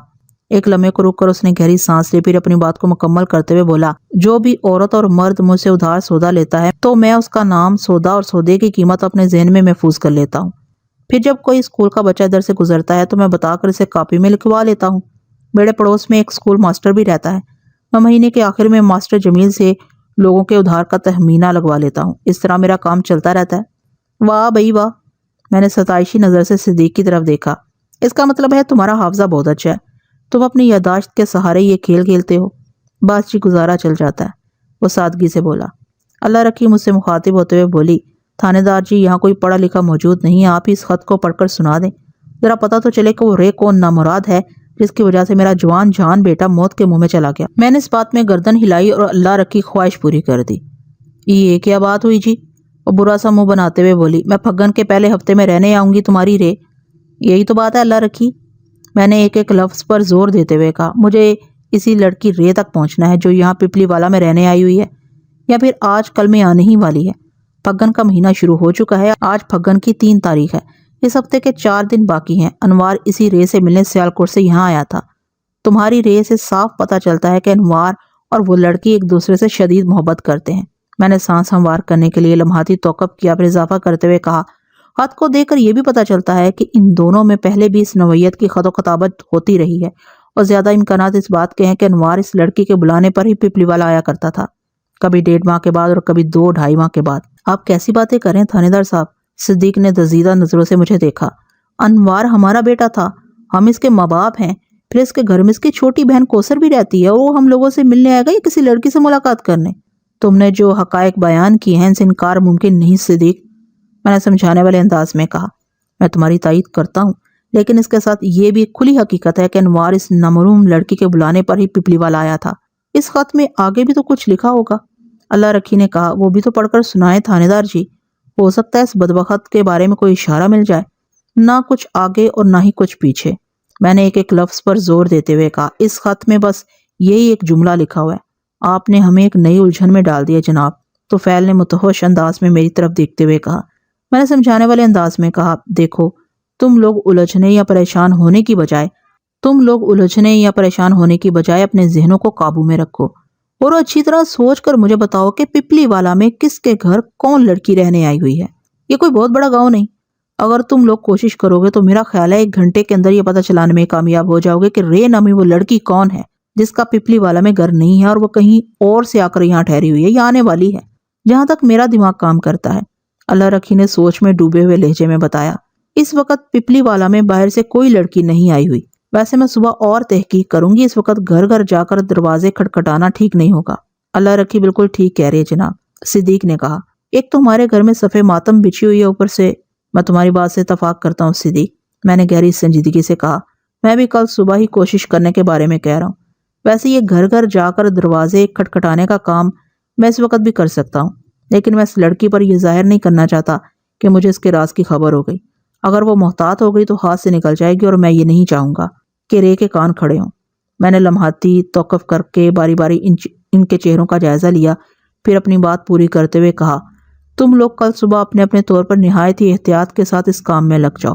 میں کل دوپہر کے بعد پپلی والا کا چکر لگاؤں گا، پھر دیکھیں آگے کیا ہوتا ہے۔ جناب آپ جیسے کہہ رہے ہیں ہم بالکل ویسے ہی کریں گے، طفیل نے کہا۔ ان تینوں نے میری ہدایت پر عمل کرنے کا وعدہ کیا اور میں صدیق کے گھر سے نکل آیا۔ میرا خیال ہے یہ بتانے کی ضرورت نہیں کہ محمد طفیل واپسی میں مجھے اپنے تانگے پر تھانے چھوڑنے آیا تھا۔ میں نے اپنے کمرے میں پہنچ کر ایسائی منظور احمد کو اپنے پاس بلا لیا اور گہری سنجیدگی سے کہا، منظور تم تھکے ہوئے تو نہیں ہو؟ نہیں ملک صاحب، وہ نفی میں سر ہلاتے ہوئے بولا، آپ حکم کرے کیا کرنا ہے؟ جو بھی کرنا ہے وہ کل ہی کرنا ہوگا۔ میں نے کہا، منظور کل صبح تمہیں چھٹی نہیں ملے گی، تم دوپہر تک تھانے میں موجود رہو گے، اس کے بعد تم جا سکتے ہو۔ ٹھیک ہے جناب، میں دوپہر تک رک جاؤں گا۔ وہ سوالیہ نظر سے مجھے دیکھتے ہوئے بولا، پھر پوچھا، ملک صاحب کل کوئی خاص بات ہے؟ کل کا آدھا دن تمہیں میری جگہ ڈیوٹی دینا ہوگی، میں نے معنی خیز انداز میں بتایا۔ اس کا مطلب ہے آپ کو تھانے سے باہر کہیں جانا ہے؟ اس کی زد ہنسی نے کام دکھا دیا۔ میں نے کہا، صرف تھانے ہی سے نہیں بلکہ گجرانوالہ سے باہر جا رہا ہوں، لیکن میں دوپہر تک واپس آ جاؤں گا۔ آپ بے فکر ہو کر جائیں جناب، میں آپ کو کسی شکایت کا موقع نہیں دوں گا، وہ بڑے اعتماد سے بولا۔ میں نے تعریفی انداز میں کہا، مجھے تم سے یہی امید تھی۔ منظور احمد، آپ گجرانوالہ سے باہر کہاں جا رہے ہیں؟ سیالکوٹ، مقتول انوار کے بارے میں تھوڑی تفتیش کرنا ہے۔ مزید کوئی سوال کرنے کی بجائے منظور نے اس بات میں گردن ہلا دی۔ مقتول انوار سیالکوٹ میں ڈرمو والا چوک کے نزدیک ایک گلی میں رہائش پذیر ہوا کرتا تھا۔ آج کل وہ اپنے اصلی گھر جا چکا تھا، جہاں بے شک ایک روز ہم سب کو جانا ہے۔ انوار کے ساتھ اس گھر میں وزیر آباد کا رہنے والا صفدر بھی رہ رہا تھا۔ یہ گھر دراصل رشیدہ بی بی نامی ایک بیوہ عورت کا تھا، جس نے اپنے گھر کا ایک کمرہ ان دونوں کو کرائے پر دے رکھا تھا۔ میں صفدر ہی سے ملاقات کرنے گجرانوالہ سے سیالکوٹ پہنچا تھا۔ گجرانوالہ سے سیالکوٹ تک کا راستہ پونے گھنٹے کا ہے۔ میں کل صبح تھانے سے نکل آیا تھا اور اس وقت سیالکوٹ پہنچ چکا تھا۔ اس وقت میں عوامی لباس میں تھا، تاہم اپنے محکمے اور عہدے کی شناخت کے علاوہ سروس ریوالور بھی میرے عوامی لباس کے اندر موجود تھا۔ صفدر سے ملنے کے لیے دو ہی مقامات پر کوشش کی جا سکتی تھی، ایک اس کی قیامگاہ پر اور دوسرا اس کارخانے میں جہاں وہ کام کرتا تھا۔ میں نے ڈرمو والا چوک کا رخ کرنے کی بجائے کھیلوں کا سامان تیار کرنے والے کارخانے کی طرف جانے کا فیصلہ کیا۔ اگر میں صفدر کو گھر پر پکڑنے کی کوشش کرتا تو اس بات کے امکانات بہرحال تھے کہ وہ میرے پہنچنے سے پہلے اپنے کارخانے روانہ ہو چکا ہوتا اور مجھے اس کے پیچھے کارخانے تک دوڑ لگانا پڑتی، جبکہ کارخانہ جانے کا فائدہ یہ تھا کہ صفدر کو بہرحال وہیں آنا تھا، میرے پہنچنے سے پہلے یا اس کے بعد۔ میں بس اسٹینڈ سے ایک تانگے پر سوار ہو کر کھیلوں کا سامان بنانے والے مذکورہ کارخانے میں پہنچ گیا۔ کارخانے کے دفتر نما کمرے میں ایک دبلے پتلے اور دراز قامت شخص سے میری ملاقات ہوئی۔ اس نے ہلکی سی داڑھی بھی رکھی ہوئی تھی۔ میرا نام ملک صفدر حیات ہے، میں نے اپنا تعارف کراتے ہوئے کہا۔ میں گجرانوالہ سے آیا ہوں، وہاں کے تھانہ صدر کا انچارج ہوں میں۔ وہ دراز قامت شخص اپنی سیٹ سے اٹھ کر کھڑا ہو گیا۔ اس نے بڑی گرم جوشی سے مجھ سے مصافحہ کیا، پھر ایک کرسی کی جانب اشارہ کرتے ہوئے ہوش اخلاقی سے بولا، آپ یہاں تشریف رکھیں۔ میں نے مذکورہ کرسی پر تشریف رکھ دی۔ وہ بھی دوبارہ اپنی سیٹ پر بیٹھ گیا اور رسمی لیکس لیک کے بعد کہا، میرا نام عبدالغفور ہے، حکم کرے کیسے آنا ہوا؟ اس کے حسن اخلاق نے مجھے متاثر کیا تھا۔ میں نے پوچھا، غفور صاحب کیا اس کارخانے کے مالک آپ ہی ہیں؟ نہیں جناب، اس نے نفی میں گردن ہلائی، میں تو یہاں اکاؤنٹنٹ ہوں، آپ منشی وغیرہ سمجھ لیں۔ کارخانے کے مالک بابو رفیق تو ایک ضروری کام سے لاہور گئے ہوئے ہیں۔ بابو رفیق کی غیر موجودگی میں کارخانے کے سارے معاملات میں ہی دیکھتا ہوں۔ آپ بتائیں جناب، میں آپ کے لیے کیا کر سکتا ہوں؟ کام تو بہت چھوٹا سا لیکن نہایت ہی اہم ہے، میں نے گھمبیر انداز میں کہا، اس لیے مجھے صبح صبح گجرانوالہ سے سیالکوٹ آنا پڑا۔ اس کے چہرے پر بھی سنجیدگی نمودار ہو گئی۔ ٹھہرے ہوئے لہجے میں بولا، صفدر حیات صاحب، میں آپ کی بات تسلی سے سنتا ہوں، ذرا پہلے ذرا آپ کے لیے ناشتے پانی کا بندوبست۔ اس تکلف کی ضرورت نہیں عبدالغفور، میں نے ہاتھ اٹھا کر اسے مزید بولنے سے روک دیا اور کہا، میں نے ابھی بس اسٹینڈ پر بڑا تگڑا ناشتہ کیا ہے۔ اس نے میری خاطر تواضع کے لیے تھوڑی ضد کی، لیکن میرے چٹے انکار کے بعد وہ باز آ گیا اور گہری سنجیدگی سے بولا، جی تھانے دار صاحب حکم کریں، میں آپ کی کیا خدمت کروں؟ میں نے کہا، منشی جی، اس کارخانے میں دو لڑکے کام کرتے ہیں، ایک کا نام صفدر اور دوسرے کا نام انوار ہے۔ صفدر وزیر آباد کا رہنے والا ہے اور انوار کا تعلق آپ کے شہر گجرانوالہ سے ہے۔ وہ میری بات پوری ہونے سے پہلے ہی بول اٹھا، وہ وہاں کے گاؤں پپلی والا کا رہنے والا ہے۔ یہ دونوں لڑکے یہاں ڈرمو والا چوک میں کرائے کے ایک مکان میں رہتے ہیں۔ اللہ آپ کا بھلا کرے منشی جی، میں نے عبدالغفور کو اس کے دیسی عہدے سے مخاطب کیا۔ میں انہی دونوں کے سلسلے میں یہاں آیا ہوں۔ اس کے کان محاورتاً کھڑے ہو گئے، چونک کر میری طرف دیکھتے ہوئے بولا، خیریت تو ہے نا جناب؟ انوار تو کل ہی یہاں سے گیا ہے، آپ گجرانوالہ سے آئے ہیں، اسے ظاہر ہوتا ہے کہ انوار کے ساتھ کوئی گڑبڑ ہو گئی ہے۔ آپ ایک ذہین اور سمجھدار اکاؤنٹنٹ ہیں غفور صاحب، میں نے صاحب کوئی کا مظاہرہ کرتے ہوئے کہا۔ آپ یہ بتائیں کہ انوار کل کتنے بجے یہاں سے گیا ہے؟ وہ کل صبح جب کارخانے آیا تو اس نے مجھے بتایا تھا کہ اس کی ماں کی طبیعت ٹھیک نہیں۔ منشی غفور نے سنجیدہ لہجے میں بتایا۔ انوار نے کسی خط وغیرہ کا بھی ذکر کیا تھا؟ وہ 2 دن کے لیے گھر جانا چاہتا تھا۔ میں نے کہا دوپہر کے بعد چلے جانا، اور وہ چلا گیا۔ بس اس سے زیادہ میں اور کچھ نہیں جانتا۔ انوار نے جس خط کا ذکر کیا تھا، میں غفور منشی کی آنکھوں میں دیکھتے ہوئے سوال کیا، آپ نے وہ خط پڑھا تھا؟ نہیں جناب، میں نے خط پڑھنے کی ضرورت محسوس نہیں کی۔ انوار بہت ہی شریف اور ایماندار لڑکا ہے، میں نے اس کی زبان پر اعتبار کر کے اسے چھٹی دے دی تھی، منشی نے بتایا۔ پھر تشویش بھرے انداز میں مجھ سے پوچھا، تھانے دار صاحب آپ نے ابھی تک یہ نہیں بتایا کہ آخر معاملہ کیا ہے؟ میرا دل کہہ رہا ہے کہ انوار کے ساتھ کوئی گڑبڑ ہو گئی ہے۔ تمہارا دل غلط نہیں کہہ رہا غفور، میں نے کہا۔ انوار کے ساتھ بڑی سنگین گڑبڑ ہو چکی ہے۔ کیا جناب؟ اس کی آنکھوں سے تفکر جھلکنے لگا۔ میں نے نہایت ہی مختصر الفاظ میں عبدالغفور کو صورتحال سے آگاہ کر دیا۔ اس نے پوری توجہ سے میری بات سنی اور آخر میں ایک افسردہ سی سانس خارج کرنے کے بعد بولا، یہ تو بہت ہی برا ہوا جناب، بہت برا۔ ہاں برا تو ہوا، میں نے تائیدی انداز میں گردن ہلاتے ہوئے کہا، لیکن اس برے کو اب ایک ہی طریقے سے اچھا کیا جا سکتا ہے۔ وہ کیسے جناب؟ وہ سوالیہ نظر سے مجھے دیکھنے لگا۔ میں نے کہا، انوار کے قاتل یا قاتلوں کو گرفتار کرنے کے بعد عبرتناک انجام سے دوچار کر کے۔ آپ ٹھیک کہہ رہے ہیں تھانے دار صاحب، غفور نے پرسوچ انداز میں گردن ہلائی۔ انوار کو اس دنیا میں واپس لانا تو ممکن نہیں۔ اگر اس کے قاتلوں کو پکڑ کر قرار واقعی سزا دلوائی جائے تو اس کے ساتھ انصاف ہو جائے گا۔ میں اسی سلسلے میں تو یہاں آیا ہوں، میں نے ٹھوس لہجے میں کہا۔ منشی غفور سراسیمہ نظر سے مجھے دیکھنے لگا۔ کیا آپ یہ کہنا چاہتے ہیں کہ انوار کے قاتلوں کا تعلق اس کارخانے سے یا سیالکوٹ سے ہے؟ اس بات کے امکانات کو نظر انداز تو نہیں کیا جا سکتا، لیکن میں نے فی الحال ایسا کچھ نہیں کہا۔ میں نے فوراً وضاحت کر دی، البتہ یہ ضرور ہے کہ یہاں سے مجھے انوار کی محبت کے بارے میں کافی معلومات مل سکتی ہیں جو اس کے قاتلوں تک رسائی حاصل کرنے میں میری مدد کریں گی۔ اس قسم کی معلومات آپ کس سے لینا چاہیں گے؟ منشی غفور نے پوچھا۔ میں تو آپ کے سامنے حاضر ہوں، کسی اور کو بلانا ہو تو حکم کریں۔ آپ اس حوالے سے جو کچھ بھی جانتے ہیں وہ میرے علم میں آ چکا ہے، میں نے ٹھہرے ہوئے لہجے میں کہا۔ آپ ذرا صفدر وزیر آبادی کو بلا لیں۔ ہاں یہ آپ نے بالکل ٹھیک قدم اٹھایا ہے، وہ سراہنے والے انداز میں بولا۔ یہ دونوں ایک ہی کمرے میں رہتے تھے۔ صفدر کو یقیناً انوار کی عشق بازی کی خبر ہوگی، وہ اس معاملے پر روشنی ڈال سکتا ہے۔ میں ابھی اس کو یہاں بلاتا ہوں۔ میں نے اس بات میں گردن ہلانے پر اکتفا کیا۔ منشی عبدالغفور کی کوشش رنگ لائی اور ٹھیک 5 منٹ کے بعد صفدر میرے سامنے کارخانے کے دفتر میں بیٹھا ہوا تھا۔ صفدر کی عمر 24-25 سال سے زیادہ نہیں ہوگی، وہ بھاری بھرکم جثے کا مالک تھا۔ میں نے جامع الفاظ میں اپنی آمد کی غرض و غایت سے اسے آگاہ کیا اور آخر میں کہا، صفدر اب تم مجھے بتاؤ گے کہ انوار رے نامی کسی لڑکی سے محبت میں گرفتار تھا۔ میں جانتا ہوں تم سے یہ معاملہ ڈھکا چھپا نہیں ہوگا۔ مجھے انوار کی موت کا بڑا صدمہ ہے جناب، وہ گلگیر آواز میں بولا، لیکن کے بعد اس نے جملہ دھورا چھوڑا تو میں نے جلدی سے کہا، صفدر اگر تمہیں اپنے دوست انوار سے واقعی ہمدردی ہے اور تمہاری خواہش ہے کہ میں اس کے قاتلوں کو عبرتناک سزا دلواؤں تو مجھ سے کچھ بھی چھپانے کی کوشش نہ کرنا، ورنہ۔ میں نے دھمکی امیز انداز میں جملہ نامکمل چھوڑا، پھر سنگین لہجے میں کہا، تمہاری کسی بھی غلط بیانی پر میں تمہیں گرفتار کر کے جیل بھی بھجوا سکتا ہوں۔ نہیں جناب، میرا ایسا کوئی ارادہ نہیں، وہ کانوں کو ہاتھ لگاتے ہوئے بولا۔ میں بھی یہی چاہوں گا کہ انوار کے قاتلوں کو سخت ترین سزا ملے۔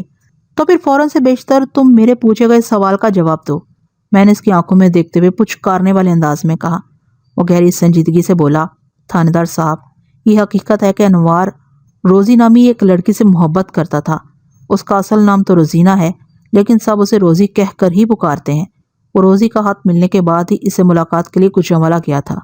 میں نے ایک اطمینان بھری سانس خارج کی اور صفدر سے کہا، یہ بات میں جان چکا ہوں کہ یہ روزی پپلی والا میں نہیں رہتی۔ کیا تمہیں انوار نے بتایا تھا کہ وہ کس علاقے کی ہے اور پپلی والا میں وہ کس کے گھر میں آ کر ٹھہرتی ہے؟ جی میں اس بارے میں اچھی طرح جانتا ہوں، وہ اس بات میں سر ہلاتے ہوئے بولا۔ یہ روزی دراصل گجرانوالہ کے ایک محلے بختے والا کی رہنے والی ہے۔ ادھر پپلی والا میں روزی کی خالہ کا گھر ہے۔ یہ اپنی خالہ مختارہ سے ملنے اور اس کے گھر میں رہنے جاتی تھی تو اسی دوران میں ان دونوں کو ایک دوسرے سے محبت ہو گئی۔ وہ لمحے بھر کو سانس لینے کے لیے متوقف ہوا، پھر اضافہ کرتے ہوئے بتانے لگا، مختارہ کا گھر انوار کے گھر کے ساتھ جڑا ہوا ہے، اس لیے محبت کے ابتدائی مراحل میں انہیں کوئی پریشانی نہیں اٹھانا پڑی تھی۔ تم یہ کہنا چاہ رہے ہو کہ مختارہ اور انوار ایک دوسرے کے پڑوسی ہیں؟ صفدر کے انکشاف نے میرے اندر ایک سنسنی سی بھر دی تھی۔ وہ پر اعتماد لہجے میں بولا، جی ہاں، میرے کہنے کا یہی مطلب ہے۔ انوار نے مجھے یہی بتا رکھا ہے۔ انوار نے تمہیں روزینہ اور افروزی کے بارے میں اور کیا کیا بتایا تھا؟ میں نے اضطراری لہجے میں استفسار کیا۔ مثلاً یہ کہ وہ محلہ بختے والا میں کہاں رہتی ہے، اس کے ماں باپ کا نام کیا ہے، وغیرہ وغیرہ۔ نہیں جناب، اس حوالے سے انوار نے مجھے کچھ نہیں بتایا تھا، وہ سادہ سے لہجے میں بولا۔ محلہ بختے والا میرے تھانے سے بہت قریب تھا، وہاں روزی اور اس کے گھر والوں کا سراغ لگانا میرے لیے مشکل نہیں تھا۔ یہ بات تو مجھے صدیق اینڈ کمپنی سے بھی معلوم ہو سکتی تھی کہ ان کے پڑوس میں رہنے والی مختارہ کی بہن بختے والا میں کہاں رہتی ہے۔ ویسے یہ بات بڑی زبردست تھی کہ انوار روزی کی محبت بڑے خفیہ انداز میں کامیابی سے چل رہی تھی، اور انوار کے گھر والوں کو مطلق اس بات کا احساس نہیں تھا کہ ان کا بیٹا اور مہمان پڑوسن چمنے محبت میں کون کون سے گل کھلا رہے تھے۔ میں نے گھما پھرا کر صفدر سے گھنگریالے بالوں والے بندے کے بارے میں بھی متعدد سوالات کیے، لیکن وہ مد مذکورہ کے حوالے سے کسی بھی نوعیت کی معلومات نہیں رکھتا تھا۔ یہی سوال میں نے ایک مختلف زاویے سے بھی پوچھ لیا۔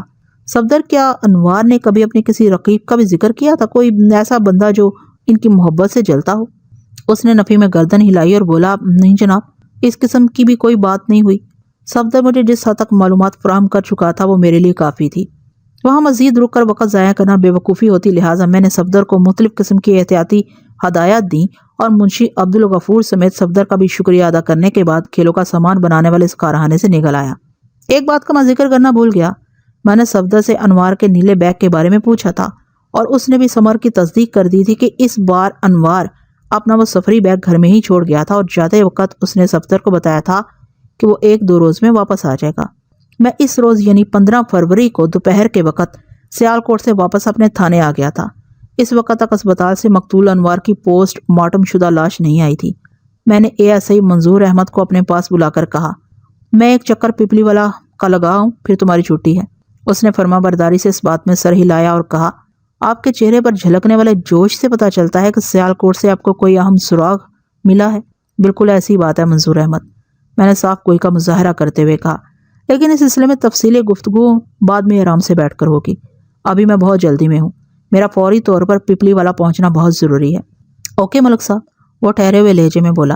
میں نے کانسٹیبل علی مراد کو ساتھ لیا اور پیپلی والا جانے کے لیے تھانے سے نکلنے ہی والا تھا کہ کانسٹیبل حشمت اللہ میرے پاس آیا۔ میں نے محسوس کیا کہ وہ مجھ سے کچھ کہنا چاہتا ہے۔ میں نے سسری لہجے میں کہا، ہاں حشمت، کیا بات ہے؟ جناب، میں آپ سے ایک ضروری بات کرنا چاہتا ہوں، اس نے ہچکچاہٹ آمیز انداز میں کہا، پھر کانسٹیبل علی مراد کو دیکھتے ہوئے بولا، لیکن تنہائی میں؟ ٹھیک ہے، تم اپنی اس ضروری بات کو 1-2 گھنٹہ اپنے اندر روکے رکھو۔ میں نے علی مراد کے ساتھ آگے بڑھتے ہوئے کہا، میں پیپلی والا سے واپس آنے کے بعد تمہاری رام کہانی سنوں گا، اوکے؟ ٹھیک ہے جناب، وہ مایوسی بھرے لہجے میں بولا۔ میں نے کانسٹیبل حشمت اللہ کو نظر انداز کیا اور کانسٹیبل علی مراد کے ساتھ پیپلی والا روانہ ہو گیا۔ صدیق اینڈ کمپنی نے میرے چہرے سے جھلکنے والے دبے دبے جوش کو محسوس کر لیا تھا۔ توفیل نے مجھ سے پوچھا، تھانے دار صاحب، لگتا ہے آپ نے انوار کے قاتل کا سراغ لگا لیا ہے۔ میں عام طور پر اس قسم کے دعوے کرنے کا عادی نہیں ہوں، لیکن پتہ نہیں میں اس وقت کس کیفیت میں تھا کہ ایسی وثوقی بات کہہ دی، حالانکہ قاتل کے حوالے سے ابھی تک میرا ذہن کلیئر نہیں تھا۔ ہو سکتا ہے میرے کہے ہوئے ان الفاظ میں قدرت کی کوئی مصلحت ہو۔ میرا یہ ایمان ہے کہ اللہ کی مرضی کے بغیر کچھ نہیں ہو سکتا، اور کائنات میں رونما ہونے والی ہر ایک چھوٹی بڑی جنبش میں اس کی کوئی نہ کوئی مصلحت چھپی ہوتی ہے۔ یہ الگ بات ہے کہ عام انسان اس کی مصلحتوں کو سمجھ نہیں پاتا اور الجھتا رہتا ہے۔ میں نے یہاں پر عام انسان کا حوالہ دیا، لیکن جو لوگ اللہ کے دوست ہیں وہ اس کی منشا اور رضا سے بخوبی واقف ہوتے ہیں۔ آپ میرے اس یقین سے اتفاق کریں یا نہ کریں، اس سے کوئی فرق البتہ پڑتا نہیں۔ میرے دعوے میں چھپی ہوئی خوشخبری نے ان تینوں کو چونکنے پر مجبور کر دیا۔ اللہ رکھی نے اضطراری لہجے میں پوچھا، تھانے دار جی، وہ کمزاد شیطان کی اولاد کون ہے جس نے میرے جوان بیٹے کی جان لے لی؟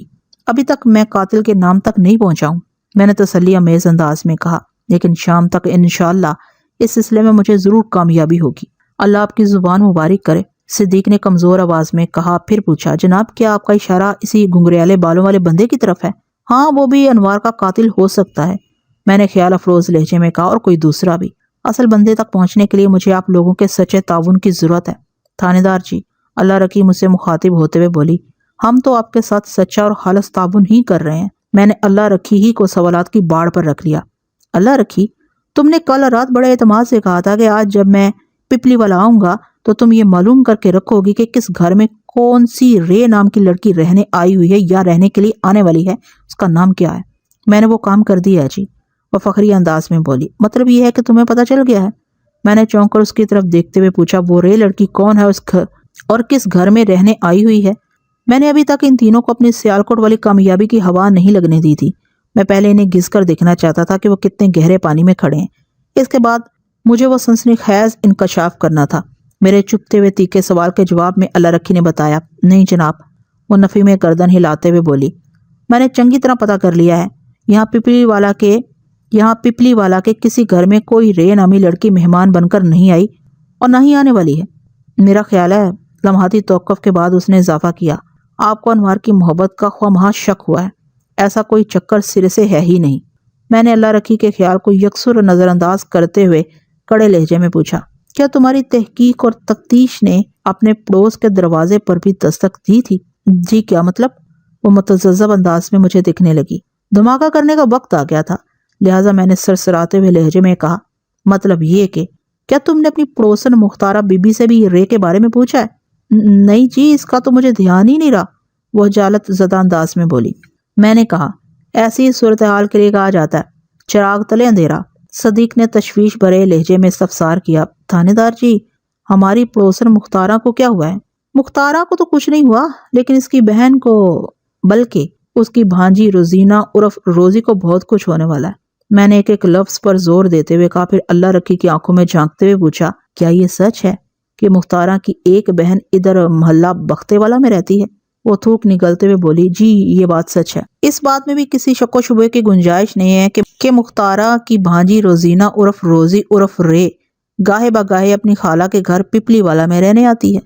میں نے سپاٹ لہجے میں کہا، اور یہ بھی ایک اتفاق ہے کہ انہی دنوں انوار بھی کارخانے سے چھٹی لے کر یہاں چلا آتا تھا۔ تو اللہ رکھی ایک ہی لفظ کی تکرار کے بعد سنسنی خیز نظر سے مجھے دیکھنے لگی۔ میں نے بھی اسی کے انداز میں جواب دیا، جی جی جی، یہاں اتنا کچھ ہوتا رہا اور ہمیں پتہ نہیں چلا۔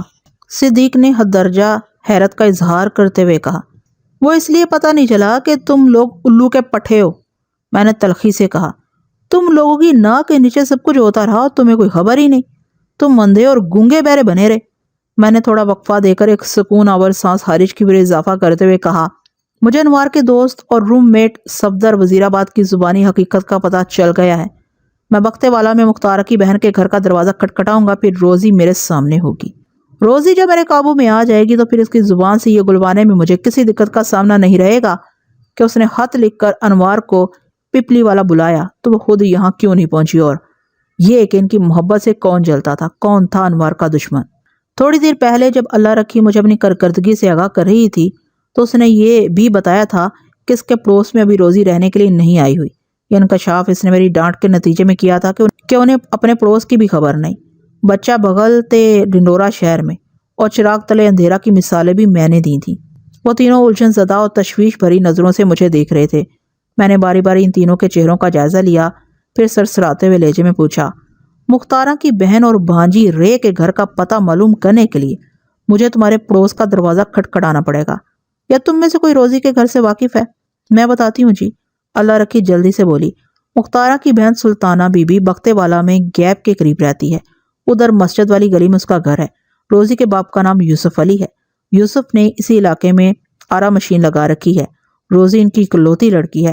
اگر آپ گیپ بختے والا کے ایک مخصوص حصے کا نام ہے پر پہنچ کر کسی سے بھی یوسف آرے والے کے بارے میں پوچھیں گے تو وہ سیدھا آپ کو اس کے گھر تک پہنچا دے گا۔ مسجد والی گلی میں یہ ساری تفصیل مجھے سلطانہ نے بتائی تھی۔ وہ جب بھی اپنی بہن مختارہ سے ملنے آتی تھی تو ہمارے گھر میں بھی اس کا آنا ہوتا تھا۔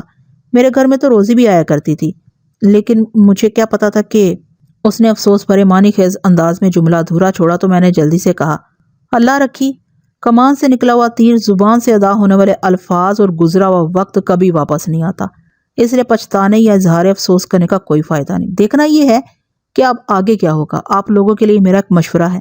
وہ تینوں سوالیہ نظروں سے مجھے دیکھنے لگے۔ میں نے ٹھہرے ہوئے لہجے میں کہا، روزی اس وقت اپنی خالہ کے گھر میں موجود نہیں، میں یہاں سے سیدھا بختے والا جا رہا ہوں، یوسف آرے والے کے گھر۔ جب تک میں وہاں اپنی کارروائی مکمل نہ کر لوں آپ اپنے پڑوسیوں کو میرے مشن کی ہوا بھی نہیں لگنے دیں گے۔ میری بات سمجھ میں آ رہی ہے نا؟ ان تینوں نے بڑے بھرپور انداز میں اپنے سر کو اس باتی جنبش دی۔ میں جانے کے لیے اٹھ کر کھڑا ہوا۔ صدیق نے حسرت بھری نظر سے مجھے دیکھتے ہوئے پوچھا، انوار کی لاش آج ہمیں مل جائے گی نا؟ یہ سوال وہ پہلے بھی 2-3 مرتبہ مجھ سے پوچھ چکا تھا۔ وہ جس صدمے سے گزر رہا تھا اس کا تقاضا یہی تھا کہ وہ اگر 100 مرتبہ بھی مجھ سے یہ سوال کرتے تو مجھے جواب دینا ہے۔ میں نے ٹھہرے ہوئے تسلی آمیز لہجے میں کہا، مجھے پوری امید ہے کہ شام سے پہلے اسپتال والے انوار کی لاش کو تھانے پہنچا دیں گے۔ میں تمہارے بھائی طفیل کو اپنے ساتھ لے کر جا رہا ہوں۔ جیسے ہی انوار کی لاش تھانے پہنچے گی، میں ضروری کارروائی کے بعد طفیل کے ہاتھ اسے پپلی والا روانہ کر دوں گا۔ ان کے ساتھ میں اپنے تھانے کے 2 سپاہی بھی بھیج دوں گا تاکہ راستے میں کوئی مسئلہ پیدا نہ ہو۔ جی بہت شکریہ آپ کا، وہ ممنونیت بھرے انداز میں بولا۔ میں اور کانسٹیبل علی نواز طفیل کے تانگے پر سوار ہو کر تھانے کی طرف چل پڑے۔ راستے میں نے علی مراد سے پوچھا، یار علی مراد، میں نے تمہارے ذمہ ایک کام لگایا تھا، اس کا کیا ہوا؟ وہ گھنگریالے بالوں والے بندے کا کام جی؟ ہاں، میں اسی نامعلوم نامراد کی بات کر رہا ہوں۔ میں نے آس پاس کے علاقے کی ریسرچ مکمل کر لی ہے جناب، علی مراد نے فخریہ لہجے میں بتایا۔ میں ابھی تک گھنگریالے بالوں والے 2 افراد کو ڈھونڈ پایا ہوں جناب۔ کون ہے وہ دونوں؟ میں نے پر اشتیاق لہجے میں پوچھا۔ ایک کا نام احسان اور دوسرے کا نام مشتاق عرف مشتاقہ ہے جی، علی مراد نے جواب دیا۔ میں نے پوچھا، یہ دونوں کرتے کیا ہیں اور ان کے گھر کس طرف ہیں؟ احسان تو جناب برف بنانے والے کارخانے میں کام کرتا ہے، علی مراد نے بتایا۔ اس کا گھر سبزی منڈی کے قریب ہے، تھانے کے اس طرف۔ اس نے مغرب کی سمت اشارہ کیا، پھر اپنی بات مکمل کرتے ہوئے کہا، اور یہ مشتاقہ گیپ کے پاس مسجد والی گلی میں رہتا ہے۔ میں اچھل پڑا۔ تھوڑی دیر پہلے صدیق کے گھر میں گیپ اور مسجد والی گلی کا خاصا ذکر ہوا تھا، اور یہ ذکر روزی کے حوالے سے تھا۔ اس کا مطلب تھا اس کیس کی کڑیاں ایک ایک کر کے آپس میں ملنے لگی تھی۔ مشتاقہ گھنگریالے بالوں والا اور روزی میں کوئی تعلق یقیناً ہو سکتا تھا۔ اگر میں گیپ کو مرکز نگاہ بنا کر کیس کا گیپ بھر ڈالتا تو قاتل کی گردن میری مضبوط گرفت میں آ سکتی تھی۔ میں نے سنسنی خیز لہجے میں علی مراد سے کہا، علی مراد، اس مشاقے کے بارے میں تمہاری ریسرچ مزید کیا کہتی ہے؟ جناب، اس نے ٹھہرے ہوئے انداز میں جواب دیا، مشتاق عرف مشاقہ مسجد کے امام صاحب کا بیٹا ہے جناب۔ وہ اپنی ماں کے ساتھ مسجد والی گلی ہی میں رہتا ہے۔ مشاقہ کوئی کام وام لگ کر نہیں کرتا، اکثر آوارہ گھومتا نظر آتا ہے۔ میرے مطلوبہ بندے یعنی متوقع قاتل کی خوبیاں ایک ایک کر کے مشاقہ میں جمع ہوتی جا رہی تھی۔ میں نے علی مراد سے پوچھا، تم نے بتایا کہ مشاقہ اور اس کی ماں مسجد والی گلی میں ہی رہتے ہیں، تو کیا اس کا باپ ان کے ساتھ نہیں رہتا؟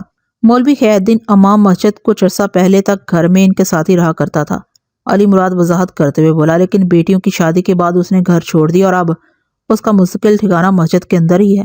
اس ہجرت کی کوئی خاص وجہ؟ میں نے کریدنے والے انداز میں پوچھا۔ جی ہے خاص وجہ بھی، وہ اس بات میں گردن ہلاتے ہوئے بولا۔ مولوی خیر الدین کو اپنی بیوی اور بیٹے سے ڈھیروں شکایات ہیں۔ سننے میں آیا ہے کہ اس کی بیوی زاہدہ بڑی بدزبان عورت ہے، اور مشاقہ بھی سرکشی اور نافرمانی کی آخری منازل سے گزر رہا ہے۔ مشاقہ سے بڑی خیر الدین کی 2 بیٹیاں جمیلہ اور صفیہ ہیں۔ ان کی شادی تک مجبوراً گھر میں رکا رہا۔ جیسے ہی بیٹیاں رخصت ہوئیں، مولوی خیر الدین نے گھر کو خیرآباد کہہ کر مسجد میں ڈیرا لگا لیا۔ جب بیوی اور بیٹے کو سمجھانے کی ہر کوشش ناکامیاب ہو گئی تو اس نے یہی فیصلہ کیا کہ کنارہ کشی ہی اس مسئلے کا حل ہے۔ میں نے پوچھا، کیا مولوی خیر الدین گیپ والی مسجد میں ہی امامت کرواتا ہے؟ علی مراد نے اس بات میں جواب دیا۔ طفیل نے مجھ سے مخاطب ہوتے ہوئے مشورہ دینے والے انداز میں کہا، تھانے دار صاحب، روزینہ عرف روزی بھی تو گیپ کے قریب مسجد والی گلی ہی میں رہتی ہے۔ میں تو کہتا ہوں آپ مشاقہ کو شناخت کے لیے تھانے بلوا لیں، میں غنی کوچوان کو ڈھونڈ ڈھانڈ کے لے آتا ہوں۔ وہ مشاقہ کو دیکھ کر فوراً بتا دے گا کہ کیا اس رات یہی بندہ شیخوپورہ موڑ سے اس کے تانگے پر سوار ہوا تھا یا گھنگریالے بالوں والا کوئی اور تھا۔ طفیل کی تجویز میرے دل کو لگی۔ میں نے اس آئیڈیا میں تھوڑا اضافہ کرتے ہوئے علی مراد سے کہا، علی مراد، تھانے پہنچنے کے بعد تم دونوں گھنگریالے بالوں والے بندوں کو لانے کے لیے روانہ ہو جانا۔ ہمارے پاس ایک ایسا آدمی ہے جو مطلوبہ بندے کی شناخت کر سکتا ہے۔ تمہیں اس کام میں کوئی دشواری تو نہیں ہوگی؟ دشواری کیسی جناب؟ وہ جلدی سے بولا، میں تھانے کے سامنے تانگے سے اتر جاؤں گا اور پھر احسان اور مشاقہ کو لے کر ہی واپس آؤں گا۔ شاباش، میں نے تعریفی نظر سے علی مراد کی طرف دیکھا، اور اس دوران میں عبدالغنی کو بھی لے کر آپ کے پاس پہنچ جاؤں گا، محمد طفیل نے پرعزم انداز میں کہا۔ میں نے طفیل کی جانب دیکھتے ہوئے اپنے نعرے کو دہرایا، شاباش۔ ہم اسی موضوع پر باتیں کرتے کرتے تھانے پہنچ گئے۔ میں نے اپنے طور پر یہ سوچ لیا تھا کہ پہلے مشاقہ اور احسان والا کا معاملہ صاف ہو جائے، پھر میں روزی کے گھر کا رخ کروں گا۔ میں نے تھانے پہنچ کر ASI منظور احمد کو چھٹی دی اور اپنے کمرے میں آ کر بیٹھا ہی تھا کہ کانسٹیبل حشمت اللہ میرے پاس آ گیا۔ اس کی صورت دیکھتے ہی مجھے یاد آ گیا کہ مجھ سے کچھ کہنا چاہتا تھا۔ میں نے اسے بیٹھنے کو کہا اور پوچھا، ہاں بتاؤ، تم مجھ سے کیا کہنے والے تھے؟ جناب، مجھ سے ایک کوتاہی ہو گئی ہے، وہ سہمے ہوئے لہجے میں بولا۔ مجھے ڈر ہے آپ ناراض ہو جائیں گے۔ کیا میری ناراضی سے تمہاری اس کوتاہی کی تلافی ہو جائے گی؟ میں نے اس کی آنکھوں میں دیکھتے ہوئے پوچھا۔ نہیں جناب، وہ نفی میں گردن ہلاتے ہوئے بولا، جو غلطی ہو گئی سو ہو گئی، تو بس سمجھ لو کہ میں تم سے ناراض نہیں ہوں گا۔ میں نے تسلی آمیز انداز میں کہا، آپ جلدی سے بتا دو تم سے کون سی سنگین غلطی سرزد ہوئی ہے؟ میرے سوال کے جواب میں کانسٹیبل حشمت اللہ نے مجھے بتایا جناب میں آپ کے ساتھ اس روز ادھر پپلی والا گیا تھا، جائے وقوع سے آپ نے مجھے لاش کے ساتھ اسپتال بھیج دیا تھا اور ہاں میں نے اس کی بات کاٹتے ہوئے کہا، مجھے وہ سب یاد ہے، تم اپنی کوتاہی کے بارے میں بتاؤ، کیا تم نے انوار کی لاش کی بے حرمتی کر دی تھی؟ اللہ اس قسم کی غلطی سے بچائے جناب، وہ کانوں کو ہاتھ لگاتے ہوئے بولا، میں زندہ انسانوں کی طرح مردوں کا بھی بڑا احترام کرتا ہوں۔ میں دراصل آپ کو ایک شے کے بارے میں بتا رہا تھا جو اس روز مجھے جائے وقوع سے ملی تھی اور میں آپ کو دکھانا بھول گیا۔ کون سی شے ہے حشمت اللہ؟ میں نے سنسناتے ہوئے لہجے میں پوچھا۔ دکھاؤ مجھے۔ وہ اپنی جیب میں سے مذکورہ شے نکال کر میری جانب بڑھاتے ہوئے بولا، یہ ہے وہ شے جناب۔ میں نے بغور اس شے کا معائنہ کیا۔ وہ موتیوں کی 2 جڑواں لڑیاں تھیں جن کی لمبائی اور دونوں سروں پر بڑے ہوئے دھاگوں سے پتہ چلتا تھا کہ وہ کلائی میں پہننے کے لیے تیار کی گئی تھی۔ باہم جڑی ہوئی دونوں لڑیوں میں سے ایک میں فیروزی موتی اور دوسرے میں سفید موتی پروئے گئے تھے۔ ان موتیوں کو لڑیوں میں پرونے کے بعد ان کے سروں پر باقاعدہ مضبوط گرہیں لگائی گئی تھی تاکہ لڑیوں کے ٹوٹنے پر موتیوں کو بکھرنے کا موقع نہ مل سکے۔ اس دوہری لڑی کو دیکھ کر لگتا تھا کہ افراتفری کے عالم میں وہ کسی کلائی سے ٹوٹ کر گری ہوگی۔ وہ کلائی مردانہ بھی ہو سکتی تھی اور زنانہ بھی۔ آسانی کے لیے یہ سمجھ لیں کہ وہ دیسی ساخت کا ایک سادہ سا بریسلٹ تھا۔ میں نے حشمت اللہ کی آنکھوں میں دیکھتے ہوئے پوچھا، تو یہ لڑی تمہیں جائے وقوع سے ملی تھی؟ جی ہاں، اس نے اس بات میں گردن ہلائی۔ میں نے اسے اٹھا کر اپنی جیب میں رکھ لیا تھا، لیکن آپ کو بتانا یاد نہیں رہا۔ پھر میں انوار کی لاش کے ساتھ اسپتال چلا گیا تو یہ لڑیاں میرے ذہن ہی سے نکل گئیں۔ آج صبح میری بیوی نے یونیفارم دھونے سے پہلے جیبوں وغیرہ کو ٹٹولا تو یہ ایک جیب میں سے برآمد ہوئی۔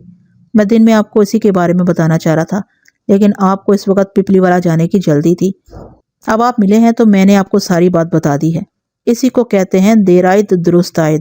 میں نے اس بریسلیٹ کو اپنے ہاتھوں میں گھماتے ہوئے گھمبیر انداز میں کہا۔ یہ محاورہ حشمت اللہ کی سمجھ میں ٹھیک طرح سے بیٹھ نہیں سکا تھا۔ وہ حیرت بھرے لہجے میں مستفسر ہوا، جی کس کو کیا کہتے ہیں؟ میں نے اس کی تسلی کے لیے کہہ دیا، اس کا مطلب یہ ہے کہ میں تم سے بالکل بھی ناراض نہیں ہوں، تم جاؤ اور پوری دیانتداری سے اپنی ڈیوٹی پر لگ جاؤ۔ حشمت اللہ نے مجھے سلیوٹ مارا اور شکریہ ادا کر کے میرے کمرے سے نکل گیا۔ بریسلٹ بیچاری کی میرے خیال میں کوئی تذکیر و تانیف نہیں ہوتی۔ میرا ذاتی خیال یہی تھا کہ مذکورہ بریسلٹ کسی مرد کی کلائی سے ٹوٹ کر جائے وقوع پر گرا ہوگا۔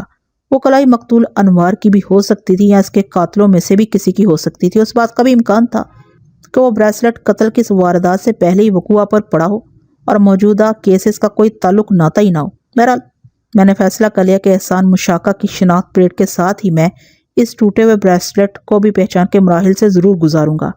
بریسلٹ کی صورت میں اس کیس میں ایک نیا ٹوسٹ آ گیا تھا جو نتیجہ خیز ثابت ہو سکتا تھا۔ خدا نے میری لاج رکھ لی۔ اس دن کا سورج غروب ہونے سے پہلے قاتل میری مٹھی میں تھا۔ میں نے اللہ رکھی کے سامنے غیر ارادی طور پر جو دعویٰ کیا تھا وہ قدرت نے پورا کر دکھایا تھا۔ میں سمجھتا ہوں اس میں میرا کوئی خاص کمال نہیں تھا، یہ سب دستے قدرت کی مہربانی سے ہوا تھا۔ میں تو ایک خاص سمت میں کوشش کر رہا تھا، حالات خود بخود ایک زنجیر کی شکل اختیار کرتے گئے تھے۔ اب یقیناً میری ان باتوں سے الجھن محسوس کر رہے ہوں گے، اس لیے تھوڑی وضاحت کر دیتا ہوں۔ اس روز سپہر میں پے در پہ 3 ایسے واقعات رونما ہوئے کہ جنہوں نے اس کیس کا پاسا پلٹ کر رکھ دیا۔ نمبر 1، میں تھانے میں بیٹھا بریسلٹ سے کھیلتے ہوئے انوار مرڈر کیس کی گتھیاں سلجھانے میں مصروف تھا کہ اسپتال سے انوار کی پوسٹ مارٹم شدہ لاش آ گئی۔ ابتدائی رپورٹ کے مطابق مقتول کی موت 14 فروری کی رات لگ بھگ 9 بجے واقع ہوئی تھی۔ اس کی موت کا سبب سر میں لگنے والی وہ شدید چوٹیں تھیں جنہوں نے اس کی کھوپڑی چٹخا کر رکھ دی تھی۔ میں نے ضروری کاغذی کارروائی پوری کی اور محمد طفیل کوچوان کا انتظار کرنے لگا جو اپنے ایک پیٹی بھائی عبدالغنی کو تلاش کرنے نکلا ہوا تھا۔ انوار کی لاش کو طفیل ہی نے پپلی والا پہنچایا تھا۔ میرے انتظار کو طوالت کا منہ نہیں دیکھنا پڑا اور وہ دونوں پیٹی بھائی تھانے پہنچ گئے۔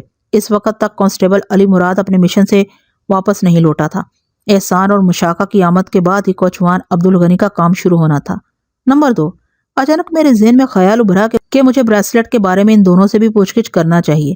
میں نے ان کی آمد سے پہلے مذکورہ بریسلٹ کو اپنی میز کی دراز میں ڈال دیا تھا۔ میں نے بریسلٹ کو باہر نکال کر انہیں دکھاتے ہوئے سوال کیا، کیا تم میں سے کوئی اسے پہچانتا ہے؟ انہوں نے بڑی توجہ سے بریسلٹ کو دیکھا۔ اس دوران میں بغور ان کے چہروں پر نمودار ہونے والے تاثرات کا جائزہ لے رہا تھا۔ غنی کوچوان کا چہرہ تو نارمل نظر آ رہا تھا، مگر طفیل کوچوان کی آنکھوں میں الجھن اور پیشانی پر مجھے گہرا تذبذب دکھائی دیا۔ میں یہ محسوس کیے بنا نہ رہ سکا کہ دال میں کچھ کالا ہے۔ اس احساس کے ساتھ ہی میں نے اسے پوچھ لیا، کیا وہ طفیل تم کس سوچ میں غرق ہو گئے؟ تھانے دار صاحب، وہ سرسراتی ہوئی آواز میں بولا، آپ کو یہ لڑیاں کہاں سے ملی ہیں؟ تمہارے بھتیجے انوار کی لاش کے آس پاس، میں نے ٹھہرے ہوئے لہجے میں کہا۔ کیا تمہیں اس کے بارے میں کچھ پتا ہے؟ جناب، ایسی لڑیاں تو میں نے بھاجا کی کلائی پر دیکھی ہیں، اس نے بڑے اعتماد سے بتایا۔ یہ بھاجا کون ہے؟ میں نے تیز آواز میں استفسار کیا۔ بھاجا کا اصل نام اعجاز ہے، طفیل نے بتایا۔ وہ ہمارے ہی گاؤں پپلی والا کا رہنے والا ہے، بڑا ہی آوارہ اور اوباش بندہ ہے جناب۔ طفیل کے انکشاف نے میرے وجود میں سنسنی سی دوڑا دی۔ میں نے تصدیقی لہجے میں پوچھا، کیا تمہیں یقین ہے یہ لڑیاں تم نے بھاجا کی کلائی پر ہی دیکھی تھی؟ جی مجھے پکا یقین ہے تھانے دار صاحب، وہ بڑے وثوق سے بولا۔ ٹھیک ہے طفیل، میں نے فیصلہ کن لہجے میں کہا، تم انوار کی لاش کو لے کر فوراً پپلی والا روانہ ہو جاؤ، تمہارے ساتھ میں اپنے 2 بندوں کو بھی بھیج رہا ہوں۔ وہ اعجاز عرف بھاجا کو گرفتار کر کے میرے پاس لائیں گے اور گرفتاری میں تم میرے بندوں کی بھرپور مدد کرو گے۔ طفیل نے اپنے تعاون کا یقین دلایا تو میں نے حوالدار سمد خان اور کانسٹیبل حشمت اللہ کو بھاجا کی گرفتاری کے لیے طفیل کے ہمراہ پپلی والا روانہ کر دیا۔ نمبر 3، کوچوان عبدالغنی کو میں نے اپنے پاس روک لیا تھا۔ تھوڑی ہی دیر کے بعد کانسٹیبل علی مراد گھنگریالے بالوں والے 2 بندوں کو پکڑ لایا۔ میں نے حشمت کو مذکورہ دونوں بندوں سمیت اپنے کمرے میں بلا لیا۔ جب عبدالغنی کی ان پر نظر پڑی تو وہ مشاقہ کی طرف انگلی اٹھاتے ہوئے چیخ سے مشابہ آواز میں بولا، یہی ہے وہ بندہ، بالکل یہی ہے۔ اس صورتحال نے مشاقہ کو بخلاہٹ میں مبتلا کر دیا اور اس نے الٹے پاؤں میرے کمرے سے فرار ہونے کی کوشش کی، جبکہ احسان الجھن زدہ نظر سے یہ منظر دیکھنے میں مصروف تھا۔ اس موقع پر کانسٹیبل علی مراد نے بڑی پھرتی دکھائی اور اڑنگا لگا کر مشاقہ کو منہ کے بل زمین پر گرا دیا۔ وہ تکلیف کی شدت سے کراہ اٹھا۔ اگلے چند منٹ میں مشاقہ کی کلائیوں میں آہنی زیور پہنایا جا چکا تھا۔ میں نے اسے حوالات میں ڈالنے کی بجائے ادھر اپنے کمرے ہی میں فرش پر بٹھا دیا اور احسان کو وہاں سے جانے کی اجازت دے دی، اس کی ضرورت نہیں رہی تھی۔ لگ بھگ 1 گھنٹے بعد حوالدار سمد بھاجا نامی اس لفنگے کو گرفتار کر کے لے آیا۔ بھاجا شکل ہی سے چھڑا ہوا بدماش نظر آتا تھا۔ مجھے فوراً یاد آ گیا کہ میں نے اسے جائے واردات پر بھی لوگوں کے درمیان دیکھا تھا۔ بھاجا نے مشاقہ کو میرے کمرے کے فرش پر زیر حراست بیٹھے دیکھا تو اس کے پیشانی پر بل پڑ گئے۔ سمد خان نے بھاجا کو میری ہدایت کے مطابق یہ نہیں بتایا تھا کہ اسے کس جرم میں گرفتار کیا جا رہا ہے۔ مشاقہ پر نظر پڑتے ہی بھاجا کا دماغ گھوم گیا اور وہ زہر خند لہجے میں بولا، تو تم نے سب کچھ بک دیا ہے؟ اس کا مخاطب مشاقہ تھا۔ مشاقہ نے پریشانی کے عالم میں وضاحت کی، میں نے پولیس کو کچھ نہیں بتایا، تم خواہ مجھ پر شک نہ کرو، ان لوگوں کو کوئی غلط فہمی ہو گئی ہے۔ بڑی شدید نوعیت کی غلط فہمی ہوئی تھی مجھے، میں نے باری باری دونوں زیر حراست افراد کی آنکھوں میں دیکھتے ہوئے سنگین لہجے میں کہا، لیکن تم لوگوں کے بے ساختہ سوال و جواب نے ساری غلط فہمی دور کر دی ہے۔ میں نے لمحاتی توقف کے بعد دھمکی امیز انداز میں اضافہ کرتے ہوئے کہا، تم دونوں شرافت سے اقبال جرم کرتے ہو یا میں کوئی اور طریقہ استعمال کروں؟ اقبال جرم؟ مشاقہ حیرت کی اداکاری کرتے ہوئے مستفسر ہوا۔ اس کے استفسار میں زیادہ جان نہیں تھی۔ جناب کون سا جرم ہم نے کیا ہے؟ بھاجا نے الجھن زدہ انداز میں پوچھا۔ یہ کھانا پوری تھی۔ اس کا مطلب ہے شرافت تم لوگوں کو راس نہیں آئے گی، میں نے پوری صفاقی سے کہا۔ پھر سمد خان کی طرف دیکھتے ہوئے اضافہ کیا، خان صاحب یہ دونوں مرغے 1 گھنٹے کے لیے میں آپ کی تحویل میں دے رہا ہوں، مگر کی اذان سے پہلے ان کی بانگ۔ آپ میری بات سمجھ رہے ہو نا؟ بڑی چنگی طرح سمجھ رہا ہوں ملک صاحب، سمد خان انہیں قصاب کی نظر سے دیکھتے ہوئے بولا۔ صرف بانگ ہی نہیں جناب، یہ تو دردناک آواز میں نوحے بھی پڑیں گے۔ سمد خان نے اپنا کہا سچ کر دکھایا۔ چند لمحات کے بعد تفتیشی کمرے کی جانب سے اذیت میں ڈوبی ہوئی آوازیں بلند ہونے لگی۔ یہ ٹرائل 1 گھنٹے تک جاری رکھنے کی ضرورت پیش نہیں آئی۔ 15-20 منٹ کے اندر ہی ان دونوں ڈشکروں نے اپنے جرم کا اقرار کر لیا۔ انہوں نے مل کر انوار کو موت کے گھاٹ اتارا تھا۔ میں نے انہیں حوالات میں فٹ کر دیا۔ میں نے اسی رات مغرب کی نماز کے بعد روزینہ عرف روزی کے گھر کا رخ کیا۔ میرے تیکھے سوالات کے جواب میں پہلے تو وہ مجھے دائیں بائیں گھمانے کی کوشش کرتی رہی، لیکن جب میں نے سخت رویہ اختیار کرتے ہوئے اسے بتایا کہ انوار کو بڑی بددردی سے قتل کر دیا گیا ہے اور مشاقہ و بھاجا نے یہ جرم بھی قبول کر لیا ہے، لہٰذا اگر وہ حقیقت کو چھپائے گی تو قانون کی نظر میں مجرم ٹھہرے گی، میری بات اس کی سمجھ میں آ گئی اور رہی صحیح حقیقت بھی اس کی زبانی مجھ تک پہنچ گئی۔ روزینہ اور انوار ایک دوسرے کو چاہتے تھے اور ان کی چاہت مشاقہ کو ایک آنکھ نہیں بھاتی تھی، کیونکہ محلے دار بلکہ گلی دار ہونے کے ناطے وہ بھی روزینہ کا طلبگار تھا۔ دوسری طرف روزینہ کو مشاقہ کی صورت سے نفرت تھی۔ مشاقہ اپنی بے عزتی کو برداشت کر رہا تھا۔ اس دوران میں اس کا دوست بھاجا گاہے بگاہے اسے پپلی والا کے رنگین اور سنگین قصے سناتا رہتا تھا، جس سے مشاقہ کا دماغ خراب ہو گیا اور اس نے انوار کو اپنا رقیب اور راہ کا خار سمجھنا شروع کر دیا۔ پھر یہ نفرت اس عروج تک جا پہنچی کہ مشاقہ نے انوار کی جان لینے کا فیصلہ کر لیا۔ دونوں دوستوں نے باہمی مشاورت سے ایک سازشی منصوبہ بنایا اور روزینہ کی جانب سے ایک نقلی خط لکھ کر انوار کو سیالکوٹ سے گجرانوالہ بلا لیا۔